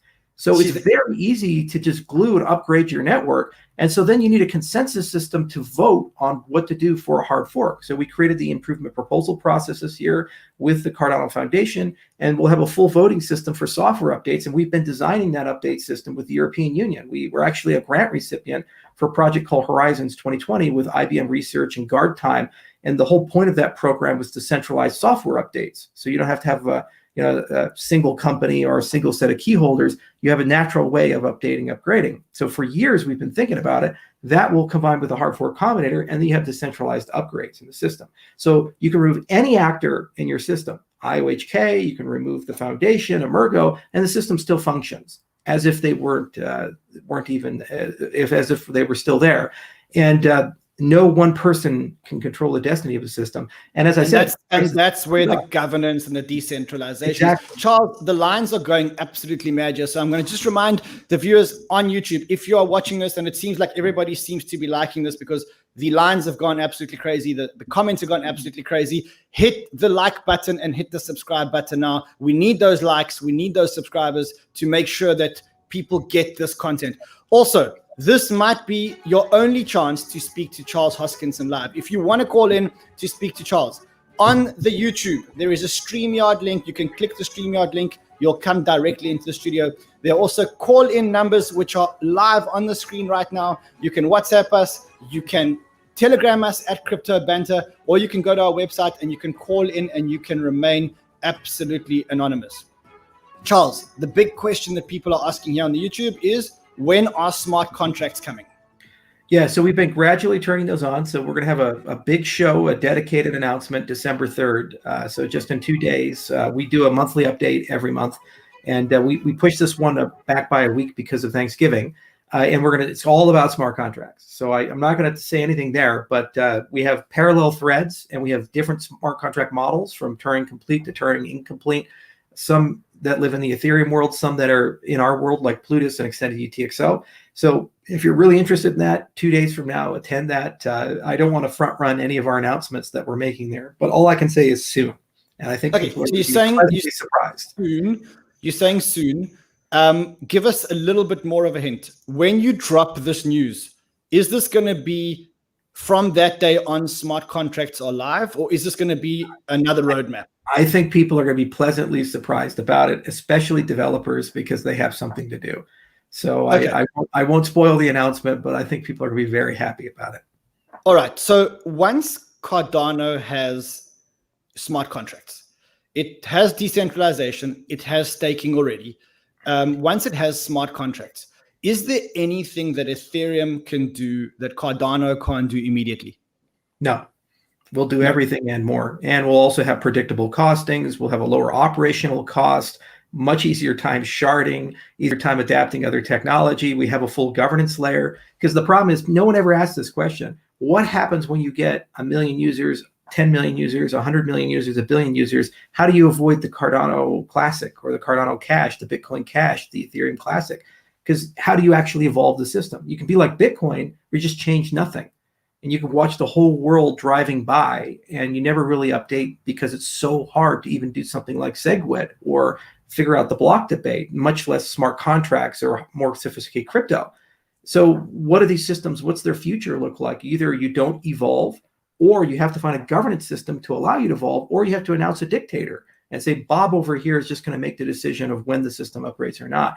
So one of the keys beyond just doing what Ethereum does and beating them in performance and cost, which we're going to do, is also saying we have a strategy for how we can get to 100 million, 1 billion users and still be as nimble and agile as we were in the beginning of the project, and still be able to have predictable upgrades and updates and a governance layer that actually get us to the next level as we uncover more challenges.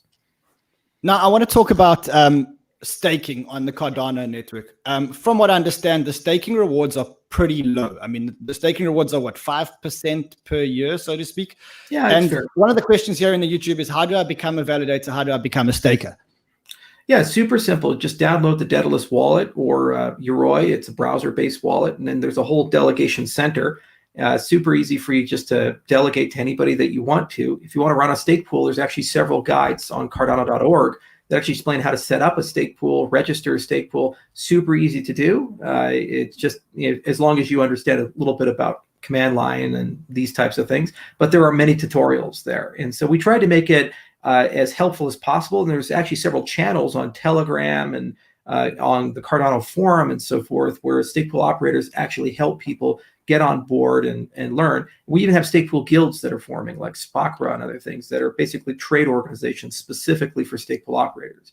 So and are the staking rewards as low as I said? I mean, are they around 5%? I mean, it depends. It depends on a lot of factors, like who you delegate to, and then there's some stochasticism in it, but they generally range between 5 to 8% is what we say. And that's the reality. I mean, it's like, we built the network to last 100 years and 200 years. I mean, would you rather get 5% of a coin that is going to be in the top 10, or would you rather get 25% of a coin in the top 500 or top 1,000 that disintegrates in 3 years?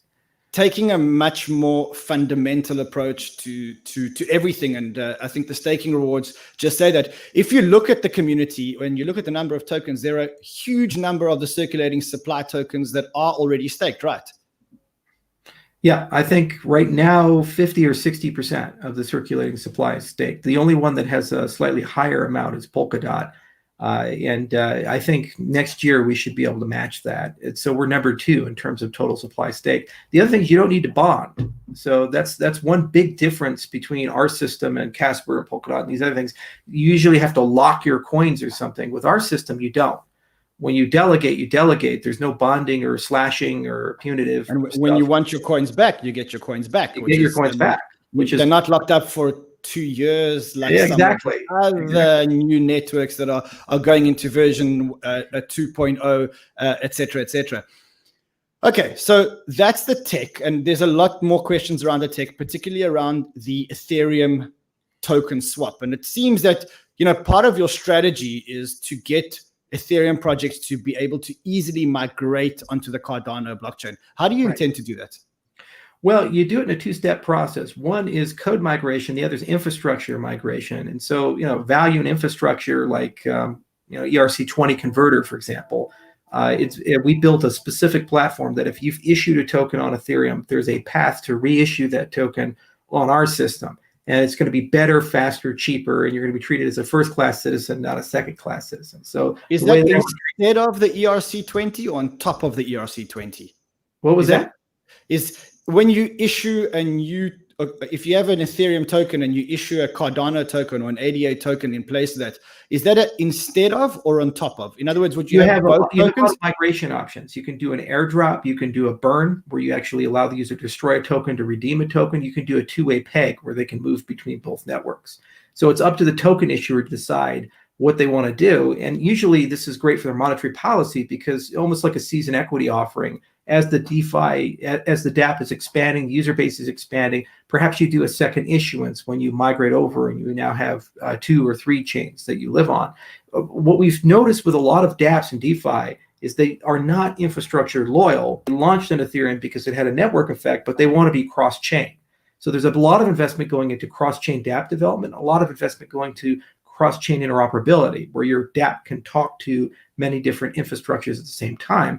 And they want the primary operating chain to be the one with the lowest operating cost. It would be a really weird world where you're forced to deploy on Amazon, even though they're 4 times more expensive than, let's say, Azure, but then you just can't migrate off because you have Amazon token instead of Azure token or something. And so one of the big things in your strategy is to actually give users an easy migration option and effectively to vampire attack the ETH network. Yeah, basically you can use ETH to do your prototyping, get your network effect, and then you can migrate over to Cardano with a very, very low migration curve. We'll even help you with that migration. And then all of a sudden you're operating an environment that's probably 100 times cheaper, 200 times cheaper to operate, but you still can maintain and preserve your customer base and so forth. That's kind of the dream of the ERC20 converter. And also the reality is people are going to be cross-chain. They're going to have stuff on EOS and stuff on Tezos and stuff on Algorand and stuff on Ethereum and stuff on Cardano. It's a real bad deal to do vendor lock-in. That's what Microsoft did with Internet Explorer and ActiveX and these things in the 90s. And that's not where we want to be as an industry. That's exactly right. We have got a question here from Connected MCM. He says he's been on Team Cardano or Team ADA since 2017. How does Cardano compare with DOT in terms of interoperability? Will there be ADA wrapping and bridges? Yeah, so we've already started discussions with ecosystems like Litecoin, for example, and we've built a lot of the foundational cryptographic primitives to discuss the 2 problems you have when you talk about interoperability. So there's the problem of the movement of value, and there you're thinking, have the coins been double spent and do they exist? So there's an existence and non-existence proof that you need. And then the second thing is, how do you move information between the systems? Because not necessarily you want to move state, not necessarily you want to move value, but you want to watch something. Like, let's say you write a smart contract that's watching a smart contract on Ethereum, and it's going to trigger based upon something that occurs. So we've built standards for both the NEPA PALs for proof of work, for example, and we have a proof of stake equivalent of that. And then we also wrote some systematic papers discussing how cross-chain communication works. Now, one of the advantages we have, because we have stake pools in our system, is there's this natural compatibility layer of these permanent 24/7 actors, thousands of them floating around, who you can use to deploy bridge software to make it very easy and friction-free and low cost to be able to move coins into our system and out of our system. So it's kind of a 1-2 punch. One is build up the theory and get great proofs that allow you to know that the things you're getting are great and are secure and actually exist and et cetera, without having a trusted third party. But then also where you need those trusted third parties for efficiency or insurance or escrow or whatever, they exist there in the system. So we have both of those, and all around Q1 of next year, we're going to start turning those on and discussing those. And we're trying to get real networks to actually start working with us to build out those layers above and beyond just back to the sidechain. So Litecoin is an example of that, and there are going to be many others that come. All right, sounds absolutely amazing from a technological point of view. But for me now is the real question. When I look at Cardano's market cap, and I'm going to check it up, right now Cardano's market cap, ADA, is $5 billion. And I look at Ethereum's market cap is $60 billion. It's over 10x. And I guess that's testament to the number of people building on Ethereum, the venture capital funding on Ethereum, and the general network effect that Ethereum seems to have that most other protocols other than Bitcoin haven't been able to achieve. What's the plan for getting real community engagement, real network effect, VC money coming in? something new that you bring to the table. So that we did that with the tech side and the governance side, but then you also have to have new markets. When people invest in Ethereum, what do they say about Ethereum? They say, oh, they have this great network effect. They're a small pond. We're after the ocean. And one of the big things about our project is we have all these great governance deals that we're doing in Africa. It's going to bring millions of users into Cardano. And this is the first time they've ever had economic identity. When we talk about natural users for DeFi, who's going to do your peer-to-peer lending? Who's going to do your peer-to-peer? But users are only going to use things that are built on the platform. Now, the question is, how do you get people building en masse on the platform? Ethereum has they know thousands. that customers are there. The whole reason you build on Ethereum is because there's a network of affecting customers. If Cardano has 100 times or 1,000 times as many potential customers as Ethereum does, the dApp developer, especially if they get to use the same tools, is of course going to deploy on Cardano. But why would Cardano why would you deploy on Windows Phone when you deploy on Android? This is the problem Microsoft had. Why would Cardano have advantage in terms of rolling out to users? I mean, as a competence, Cardano to me is a platform. We bring 5 million, 10 million, 20 million people into our system, get them economic identity.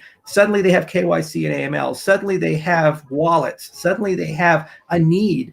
And guess what? They're the people who are unbanked. So if you're a DeFi vendor, who's going to be using your lending, your software, or your DeFi software? Some guy in Silicon Valley who already has a bank account and PayPal and all these other things and good user experience, or some person of Africa where you have a monopoly. That's the key. You have to bring great technology and great platform advantages, but then marry it with real people and real solutions.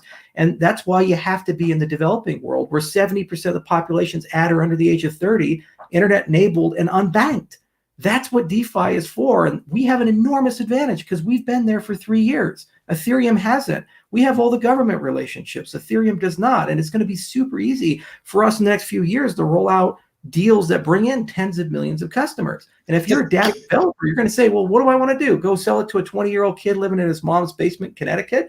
Or do I want to go sell it to farmers in Ethiopia and do collateralized microfinance and issue products that have a 15% return, 30% return for millions of people?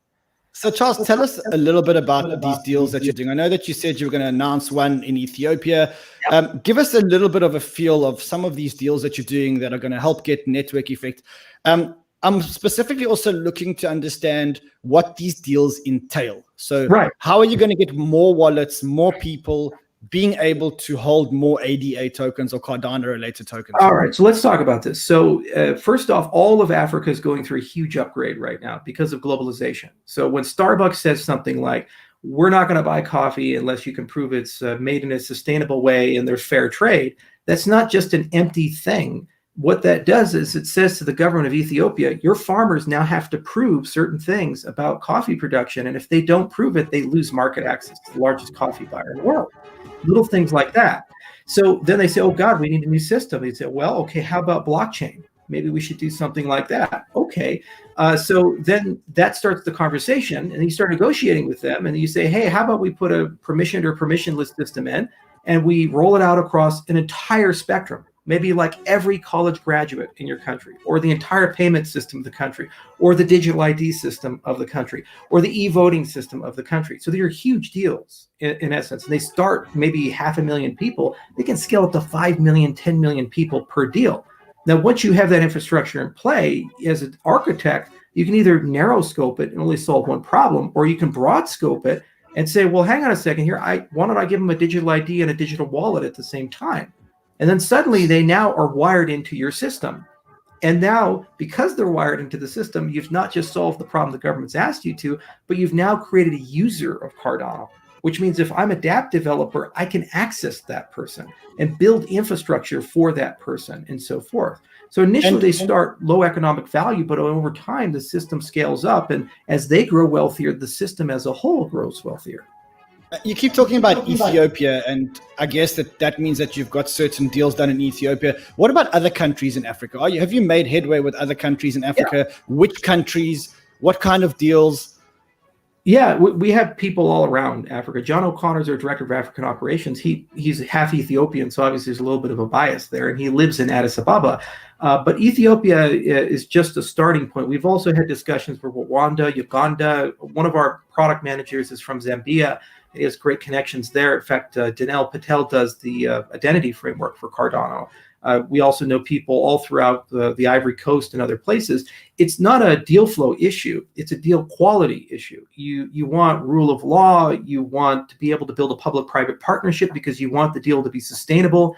You don't want a situation where you get, somebody says, hey, we'll give this to you, and then 6 months later it gets canceled, a year later it gets canceled. So you have to be very discriminating in these types of things. The other thing is you have to look for that ability to go from narrow scoping to broad scoping, where you know that by installing the system, you can then add a blockchain component, you can then add a digital identity component, then you can actually link it to an open permissionless system like Cardano, so that those users are now available for dApp developers to access. So it takes quite a bit of time to source that and build it out, about 3 to 7 years per deal. And is this being done by IOHK alone, or are there other companies like IOHK which are doing similar things? We've seen a lot of blockchain companies running around Africa. Stellar has done some coffee pilots with Kufia. We've seen some. But I mean specifically on the Cardano blockchain. Yeah. Is it all being driven by IOHK? And the reason why I ask this is because if you look at Ethereum, you had the Ethereum Foundation, you then had Consensus, and now you kind of have multiple of these bodies who are all fighting for the protocol, or building, or marketing, or business developing the protocol. Now, I know that you guys at IOHK are doing a fantastic job, but I guess my question is, are there other IOHKs which are incentivized? Yeah. So this is the point of Voltaire. See, there's this beautiful interconnectedness with our technology. So when you say things like, okay, well, there's this DC fund and that's going to start giving out grants, we've already seen hundreds of people from countries like Nigeria and Kenya and other places form independent groups and ask for funding from that. So the point is that it can start incubating a network. We also sat down and talked to a lot of incubators like ICE Addis, for example, which has a huge network of accelerators throughout Africa. And the advantage is you have these beautiful projects that cost 1/100th to 1/1000th of the money to fund compared to a Silicon Valley project for comparable projects, because of just labor arbitrage and other types of things. So there's some great investments that exist there. There's already accelerator networks, some cases over 40 African countries, and our own community is actually forming hubs, and those hubs will start commercializing. So as we turn on all these capabilities, that's going to be the primary commercial focus that we have in 2021, not just building these great deals, some of which we've been building for years, and now they're starting to turn on, but then also building up the hubs that will start deal flow in local economies. And we can go from a small collection of countries to 20, 30 countries very, very quickly. And so it's one of those things where you're in the right place, the right time. It's kind of like being in China in the 1980s, where everybody's starting to get that this economy is going to explode. Africa's in that same situation. It's just, you have to get the right partners in the room. And you also have to understand the realities of African politics and African business and the relationship building that requires. Tell me about it. Here I am sitting in Cape Town. Your community is incredibly passionate. I mean, you can see again here, love Cardano. It just keeps getting stronger and stronger and stronger. I want to ask you one last question before we bring Joel back into the conversation. How do you get venture capital money? It's like a chicken and egg situation. How do you get the same VCs that are investing in all these Ethereum projects to start investing on Cardano projects? That's actually not hard, because the pitch shouldn't be build on Cardano. The pitch should be, let's build a great application, and here's where our customer is going to come from, and let's pick the best infrastructure for that. Okay, you're kind of selling to the same 10 people if you build on Ethereum. You're kind of selling that same crowd there. It's just a means to an end. It's just infrastructure. It's kind of like saying, how do we get VCs to invest on web applications built on Amazon EC2? It's like, come on, it's like, that doesn't make sense. You're instead saying, what problem are you trying to solve? Who is your customer? How are you different? Where are you going to get that 10 or 100x over your competitor? And the advantage we have is that we have a network effect where there's real life use cases for the things blockchain is promising. You don't need a digital identity system and a property registration system and a bank stack and a lending stack in America. It's already there. It's already there in Europe. It's already there in China. You can pay people with WeChat in China. But you're going for the adoption first model Once you've got the adoption, once you've got the spread, then you're going to go and look for the money because you think that the money is going to be easier to bring in because you're going to be able to offer them a captive market.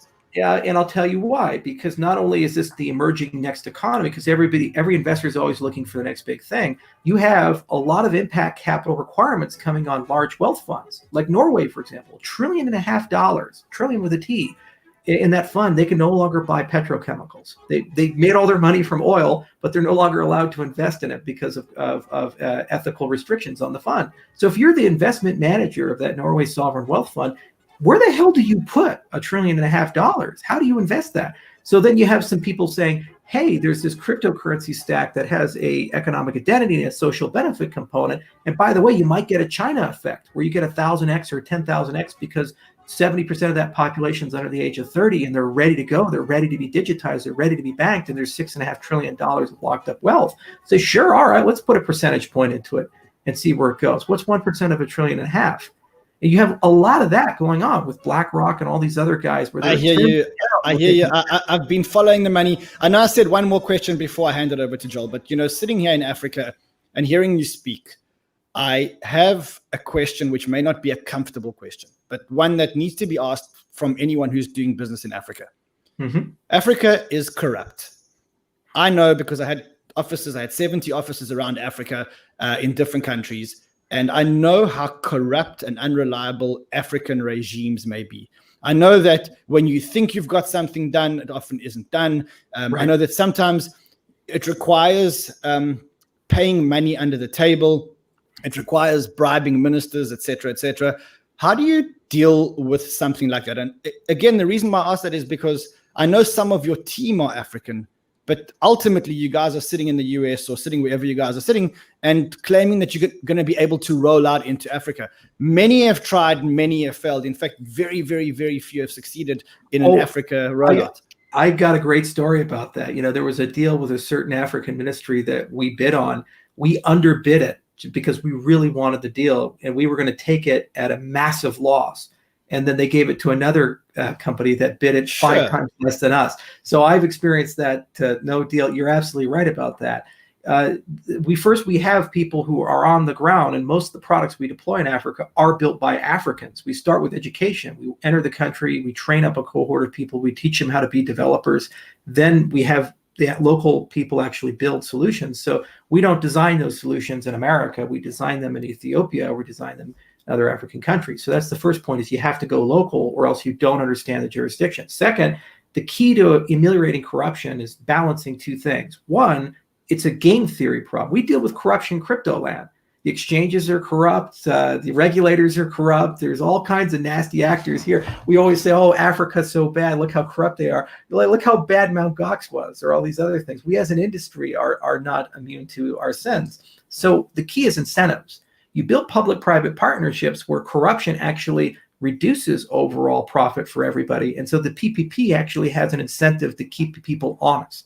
Second, you realize that the only way Africa is ever going to regain credibility is by adopting technology that can't lie, adopting technology that actually has to be trustworthy. This is why blockchain is perfect for Africa.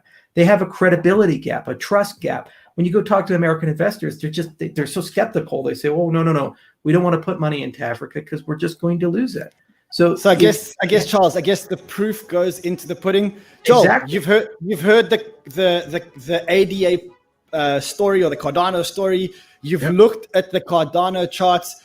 What do you say after speaking to or hearing from Charles when you put the two together? When you put the chart together and you put the story together, are you buying more ADA at these levels?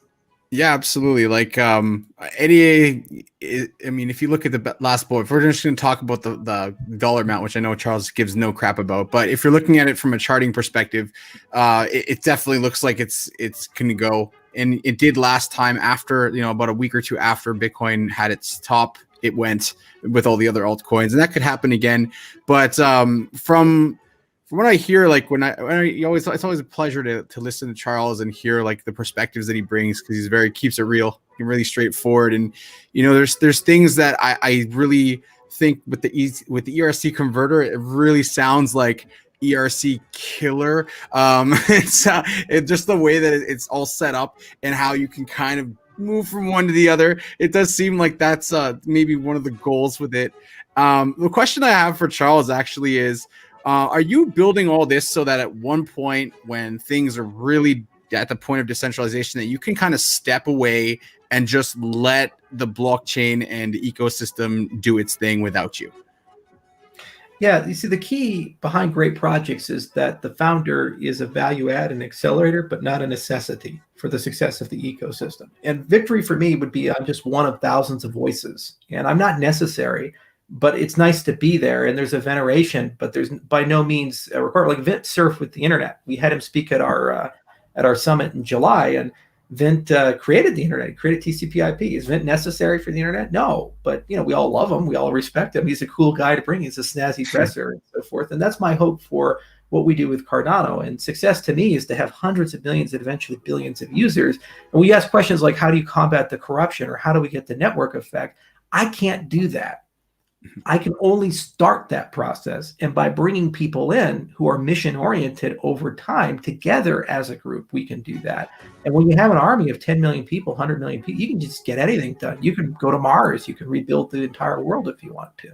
And the time has come for that. I'm tired of cynicism. I'm tired of people just saying we can't. Elon Musk woke up one day, said we're going to go to Mars. He created SpaceX. He said we're going to do battery powered cars. He did Tesla. Everybody thought it was impossible. And every step of the way, they bid against them. So we say, well, let's get the first principles right. Let's get the technology right. Let's get the network effect right. And let's make sure we grow and we never lose. So when we gain somebody, they don't leave the ecosystem. And as we keep gaining people, the ecosystem keeps getting better. And at one point, you have 1 million people. And then what can we do with that kind of people and so forth? And it's just extraordinary. I've seen people with tattoos with our logo on their body. I've been all throughout Africa. Everywhere I go, there's just so many amazing people there, and they want to build. And they don't want to build something to go win people in California. They want to build something to solve a problem in Kampala. They want to build something to solve a problem in Kigali. They're very local in their aspirations and their goals, and they couldn't care less about what's happening in Berlin or something like that. Now, as you can see, I've brought in Adrian Bashik. Adrian is one of our producers. He was my producer at CNBC, traveled the world with me, has met Charles many times. Adrian, after hearing this, what do you think about Cardano? And more importantly, what are the social airwaves talking about when they talk about Cardano or the ADA token? I mean, Cardano has long been a favorite. We've talked about it on CNBC specifically in studio. It's hope for a network effect and starting from the ground up rather than the top on down and VCs on down. It's more of a bottom up approach, which users want and want to be part of that network effect. It depends if we can gain adoption, as we say, in the holy grail, essentially, of the next tech frontier and adoption frontier, which would be Africa. All right, so we're all sold on Africa. You're all welcome to come visit us in Africa. Let's start off with Cape Town, even though Cape Town probably won't feel like much of Africa. One last thing. We're not just exclusively Africa. It's what I care about. I invest a lot of my time, but I have people in Mongolia, the country of Georgia. We, of course, have the traditional European plays and other things. And this is why there are other companies in our space. Like Emergo, for example, focuses on Asia, and they have great traction in Indonesia, Malaysia, these other places. And then, of course, we're competitive in the DeFi space. We're building all kinds of things there, and we'll announce them throughout next year. And those have a Western orientation. But, everybody has to have a reason why they do what they do, a raison d'etre of their passion. And that's the world that is developing. And I see that there's a beautiful play to be made in Africa that's the same as China in the 1980s. And if we get on that wave and ride it, it's going to be equally large or perhaps even bigger. And China agrees. It's why they put $1 trillion into that continent over the last 10 years. And America is starting to dump money into that as well. So that's my big bet as a CEO of my company. But by no means is it the bet of Cardano alone. I mean, the reality is Cardano is a technological leviathan. It does everything Ethereum does and more. It's faster, cheaper, better. And if you're building a DApp, regardless of your market or who you're at, it's just a better place to put it there in general. Charles, so I just want to put that caveat there. I think I agree with you. And I think that the feat of any protocol, and especially one like Ethereum or Cardano, is that it can continue to operate without the company and without the founder. But I'm intrigued to understand how much money IOHK has to keep pushing the mission of Cardano. How well funded is this company? I'm a very rich man, Red, and this is a mission for me. So I can do this for a long, long time if I want to. And I'm only 33, so I'm going to be doing this until probably my 50s or 60s. Well, what a brilliant note to part with. Charles, it's been an absolute pleasure. Every time I see you, it's absolutely amazing, whether it's in Mexico, it's Satoshi Roundtable, whether it's here in South Africa. Whenever I see you, I learn a lot. I think all our viewers learned a lot. You've got a very vibrant community. Thank you so much for coming on Crypto Banter. We look forward to seeing what else you guys are doing. Joel, you're back. You're going to be back tomorrow because the lines are going crazy. They all want coach. They all want coach. They all want coach. That's all we have time for with you guys today. Adrian, I want to come back to you and talk about the social airways. Every day you scour the social networks, Telegram, Twitter, and give us a feel for the sentiment of what's happening in the market. What is happening out there in the market today? Well, I'm wearing my NASA hat this week because A, it's been good luck with the markets. B, we're on a moon mission. And China just landed on the moon today, right? So in the U.S., as a backdrop, we've got Secretary Mnuchin and Jerome Powell testifying before the Senate, not the House, the Senate, a much bigger deal. We've got China landing on the moon. We had Bitcoin hit all-time high yesterday, kind of plummet down under 19K in the early morning hours. Landing on the moon and coming back. I mean, if you were to look at it now, like that. And now we're back trading in that range of 19.1 to 19.5. A lot of people see some support in there, so it's very interesting. But let's go to the socials and let's talk alts, okay? I mean, you can talk Bitcoin, Ethereum, Cardano, the majors for days, but what are people looking for? They're looking for altcoins. People want alts. There's been a lot of talk. And I'm scouring socials to see what people are talking about, and let's go and see literally what people are mostly looking at. J Cycle says alts will melt your faces, and you know it. Okay, Bitcoin's been fun and all, but I think I can speak for us all when I say that I'm ready for the altcoin party. Who's with me? That's Trader Kaz, Lark Davis, Crypto Lark. This week I bought more Bitcoin, Ethereum, and Polkadot for long-term bags, but I have a short list of altcoins that I'm watching, and he's got a ton of engagement on things like that. People are calling Ocean, KSM, HTR, and XOR. So let me run. Everybody wants an alt season. Adrian, everybody wants an alt season, but I wonder why everybody wants an alt season. Is it because they think that Bitcoin doesn't have 5x and 10x short-term gains potential, or is it because they're holding alt bags and the alt bags are so much lower than where they first bought them that people are now scrambling to try and get their money back and then almost praying for an alt season? So this is not really about fundamentally an alt season should be here, but more around saying, we just want this because we want our bags to be back at break even. Look, we're looking at Lunar Crush, which is a great social indicator, and their Galaxy score on top 10 alts, and their most trending searches as of yesterday. You can see that on your screen. To answer your question, there's kind of three kind of crypto believers here. You have Bitcoin maximalists and OGs who and much like us, the philosophical bent, who believe in a decentralized new take on monetary policy and absolutely are believers in terms of its philosophical basis. Then on the trading front, yes, you have people who got in on that run in 2017 or holding bags, but then you have hardcore traders who've traded the market up and down the last 3 years and are using the alts and the alt cycles to accrue more Bitcoin, or just simply make those bigger gains because you're not going to get a 5-10x immediately. But if you can go on the socials and you see this DeFi craze that happened August, September, you had 5, 10, 20x on some of these tokens. You had a 70% pullback, but now people are looking back at some of these DeFis. SNX going up for breakout round 2. Is it on its way to all-time highs? We talked about SNX yesterday. Shelby, Crypto Newton tweeting sushi time. We see sushi that came on up yesterday. You can check GMAC, and GMAC has a great Telegram group as well. The trend is your friend, Octo. People are talking about Octo. Zora just got listed on Uniswap yesterday. You can see I think we should try and get GMAC here on our show talking about all these altcoin swaps. Adrian, my suspicion is that the smart VCs got into all these early stage deals and made 10 times, 100 times their money. But I think that the crowd cashed in their Bitcoin and caught the top. And now they're trying to claw themselves up. And at the same time, what they're doing is they're chasing an ever increasing Bitcoin price. And so if your break even was X and Bitcoin is now doubled, your break even to get back the same amount of Bitcoin is now 2X. And that's why most people are here praying for an alt season, literally sitting down and going, this is not what we think fundamentally needs to happen, but we need this to make our money back. Right. Fortunately and unfortunately, it's an echo chamber. You have only a finite amount of traders who are trading these markets, and you see shifting sentiments going to certain tokens. As I showed here, I mean, Hathor, HTR, up 80% just yesterday. 80% in a day.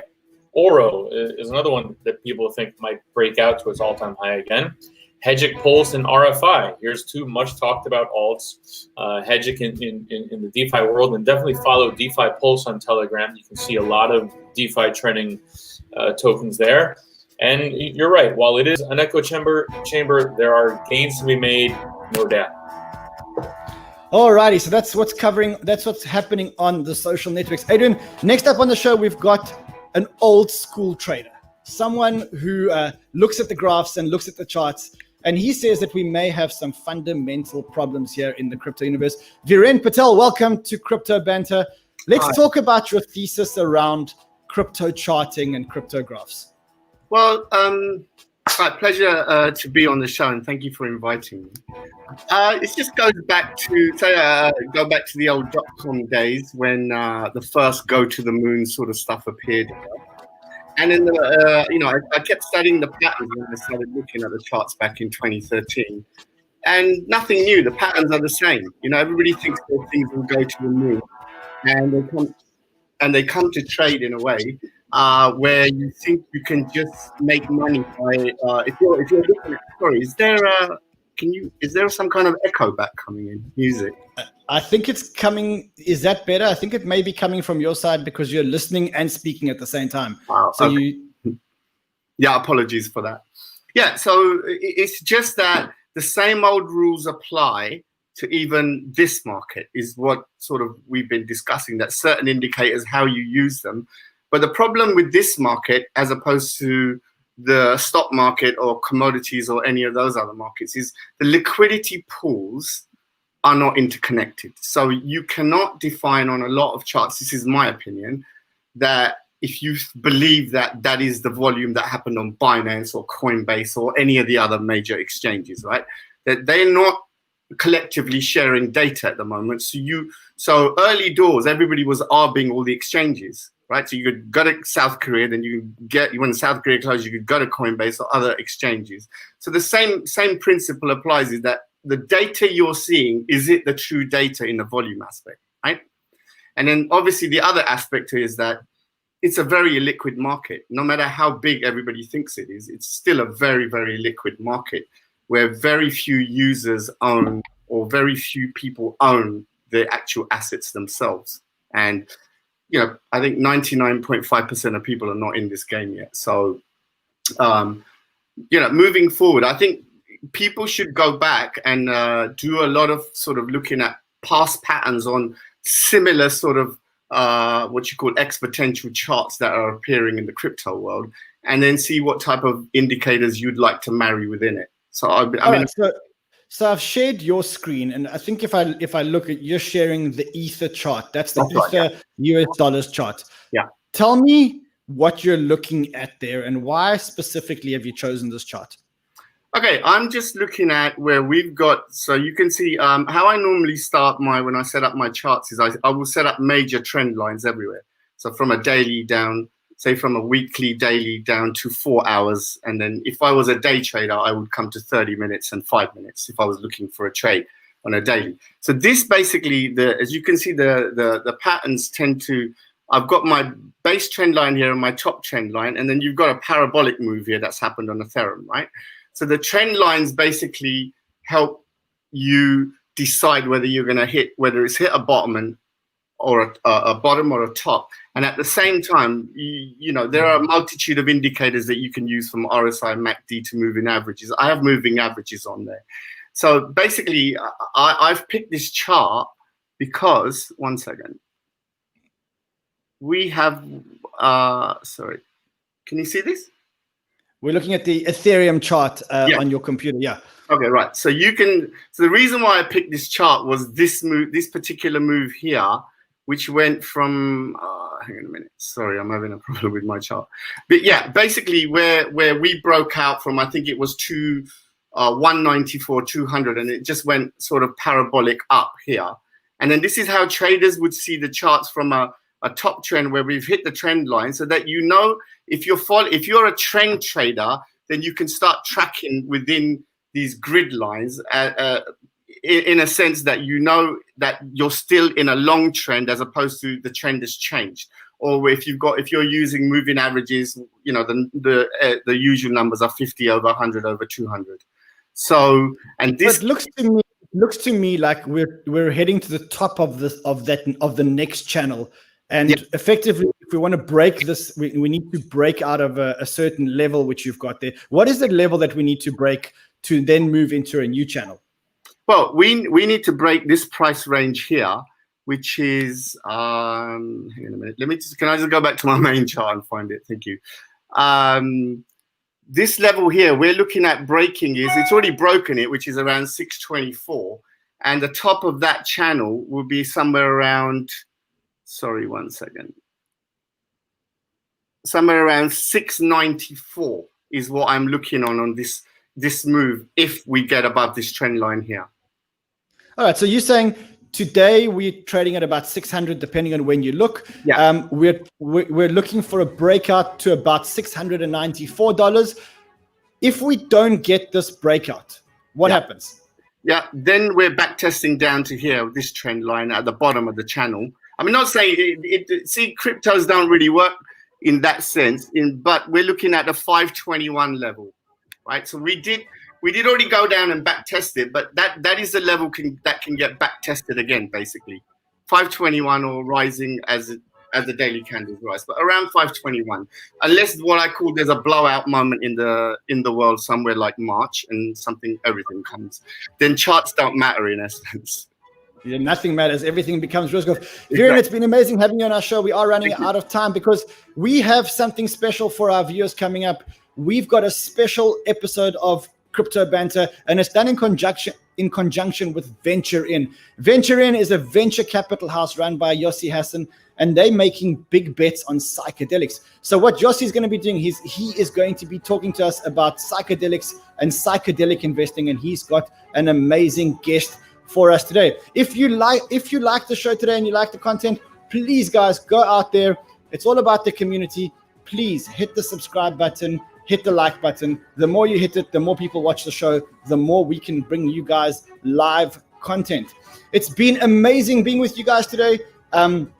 We've spoken about a lot. We've spoken about the Bitcoin price, the Ethereum price. We've spoken to Charles Hoskinson from Cardano, had a jam-packed show, but now it's time for us to go to let Yossi Hassan take over and talk to us about the psychedelics. We'll see you again tomorrow, same time, same place, talking about anything that's happening between today and tomorrow in the crypto world.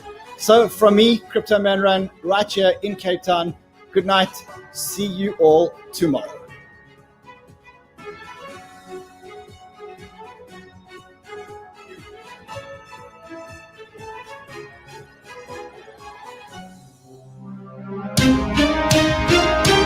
That's the end of our live show. Thank you for calling in and tuning in. Head over to CryptoBanter.com now to access all past recordings and engage with other listeners. That's CryptoBanter.com.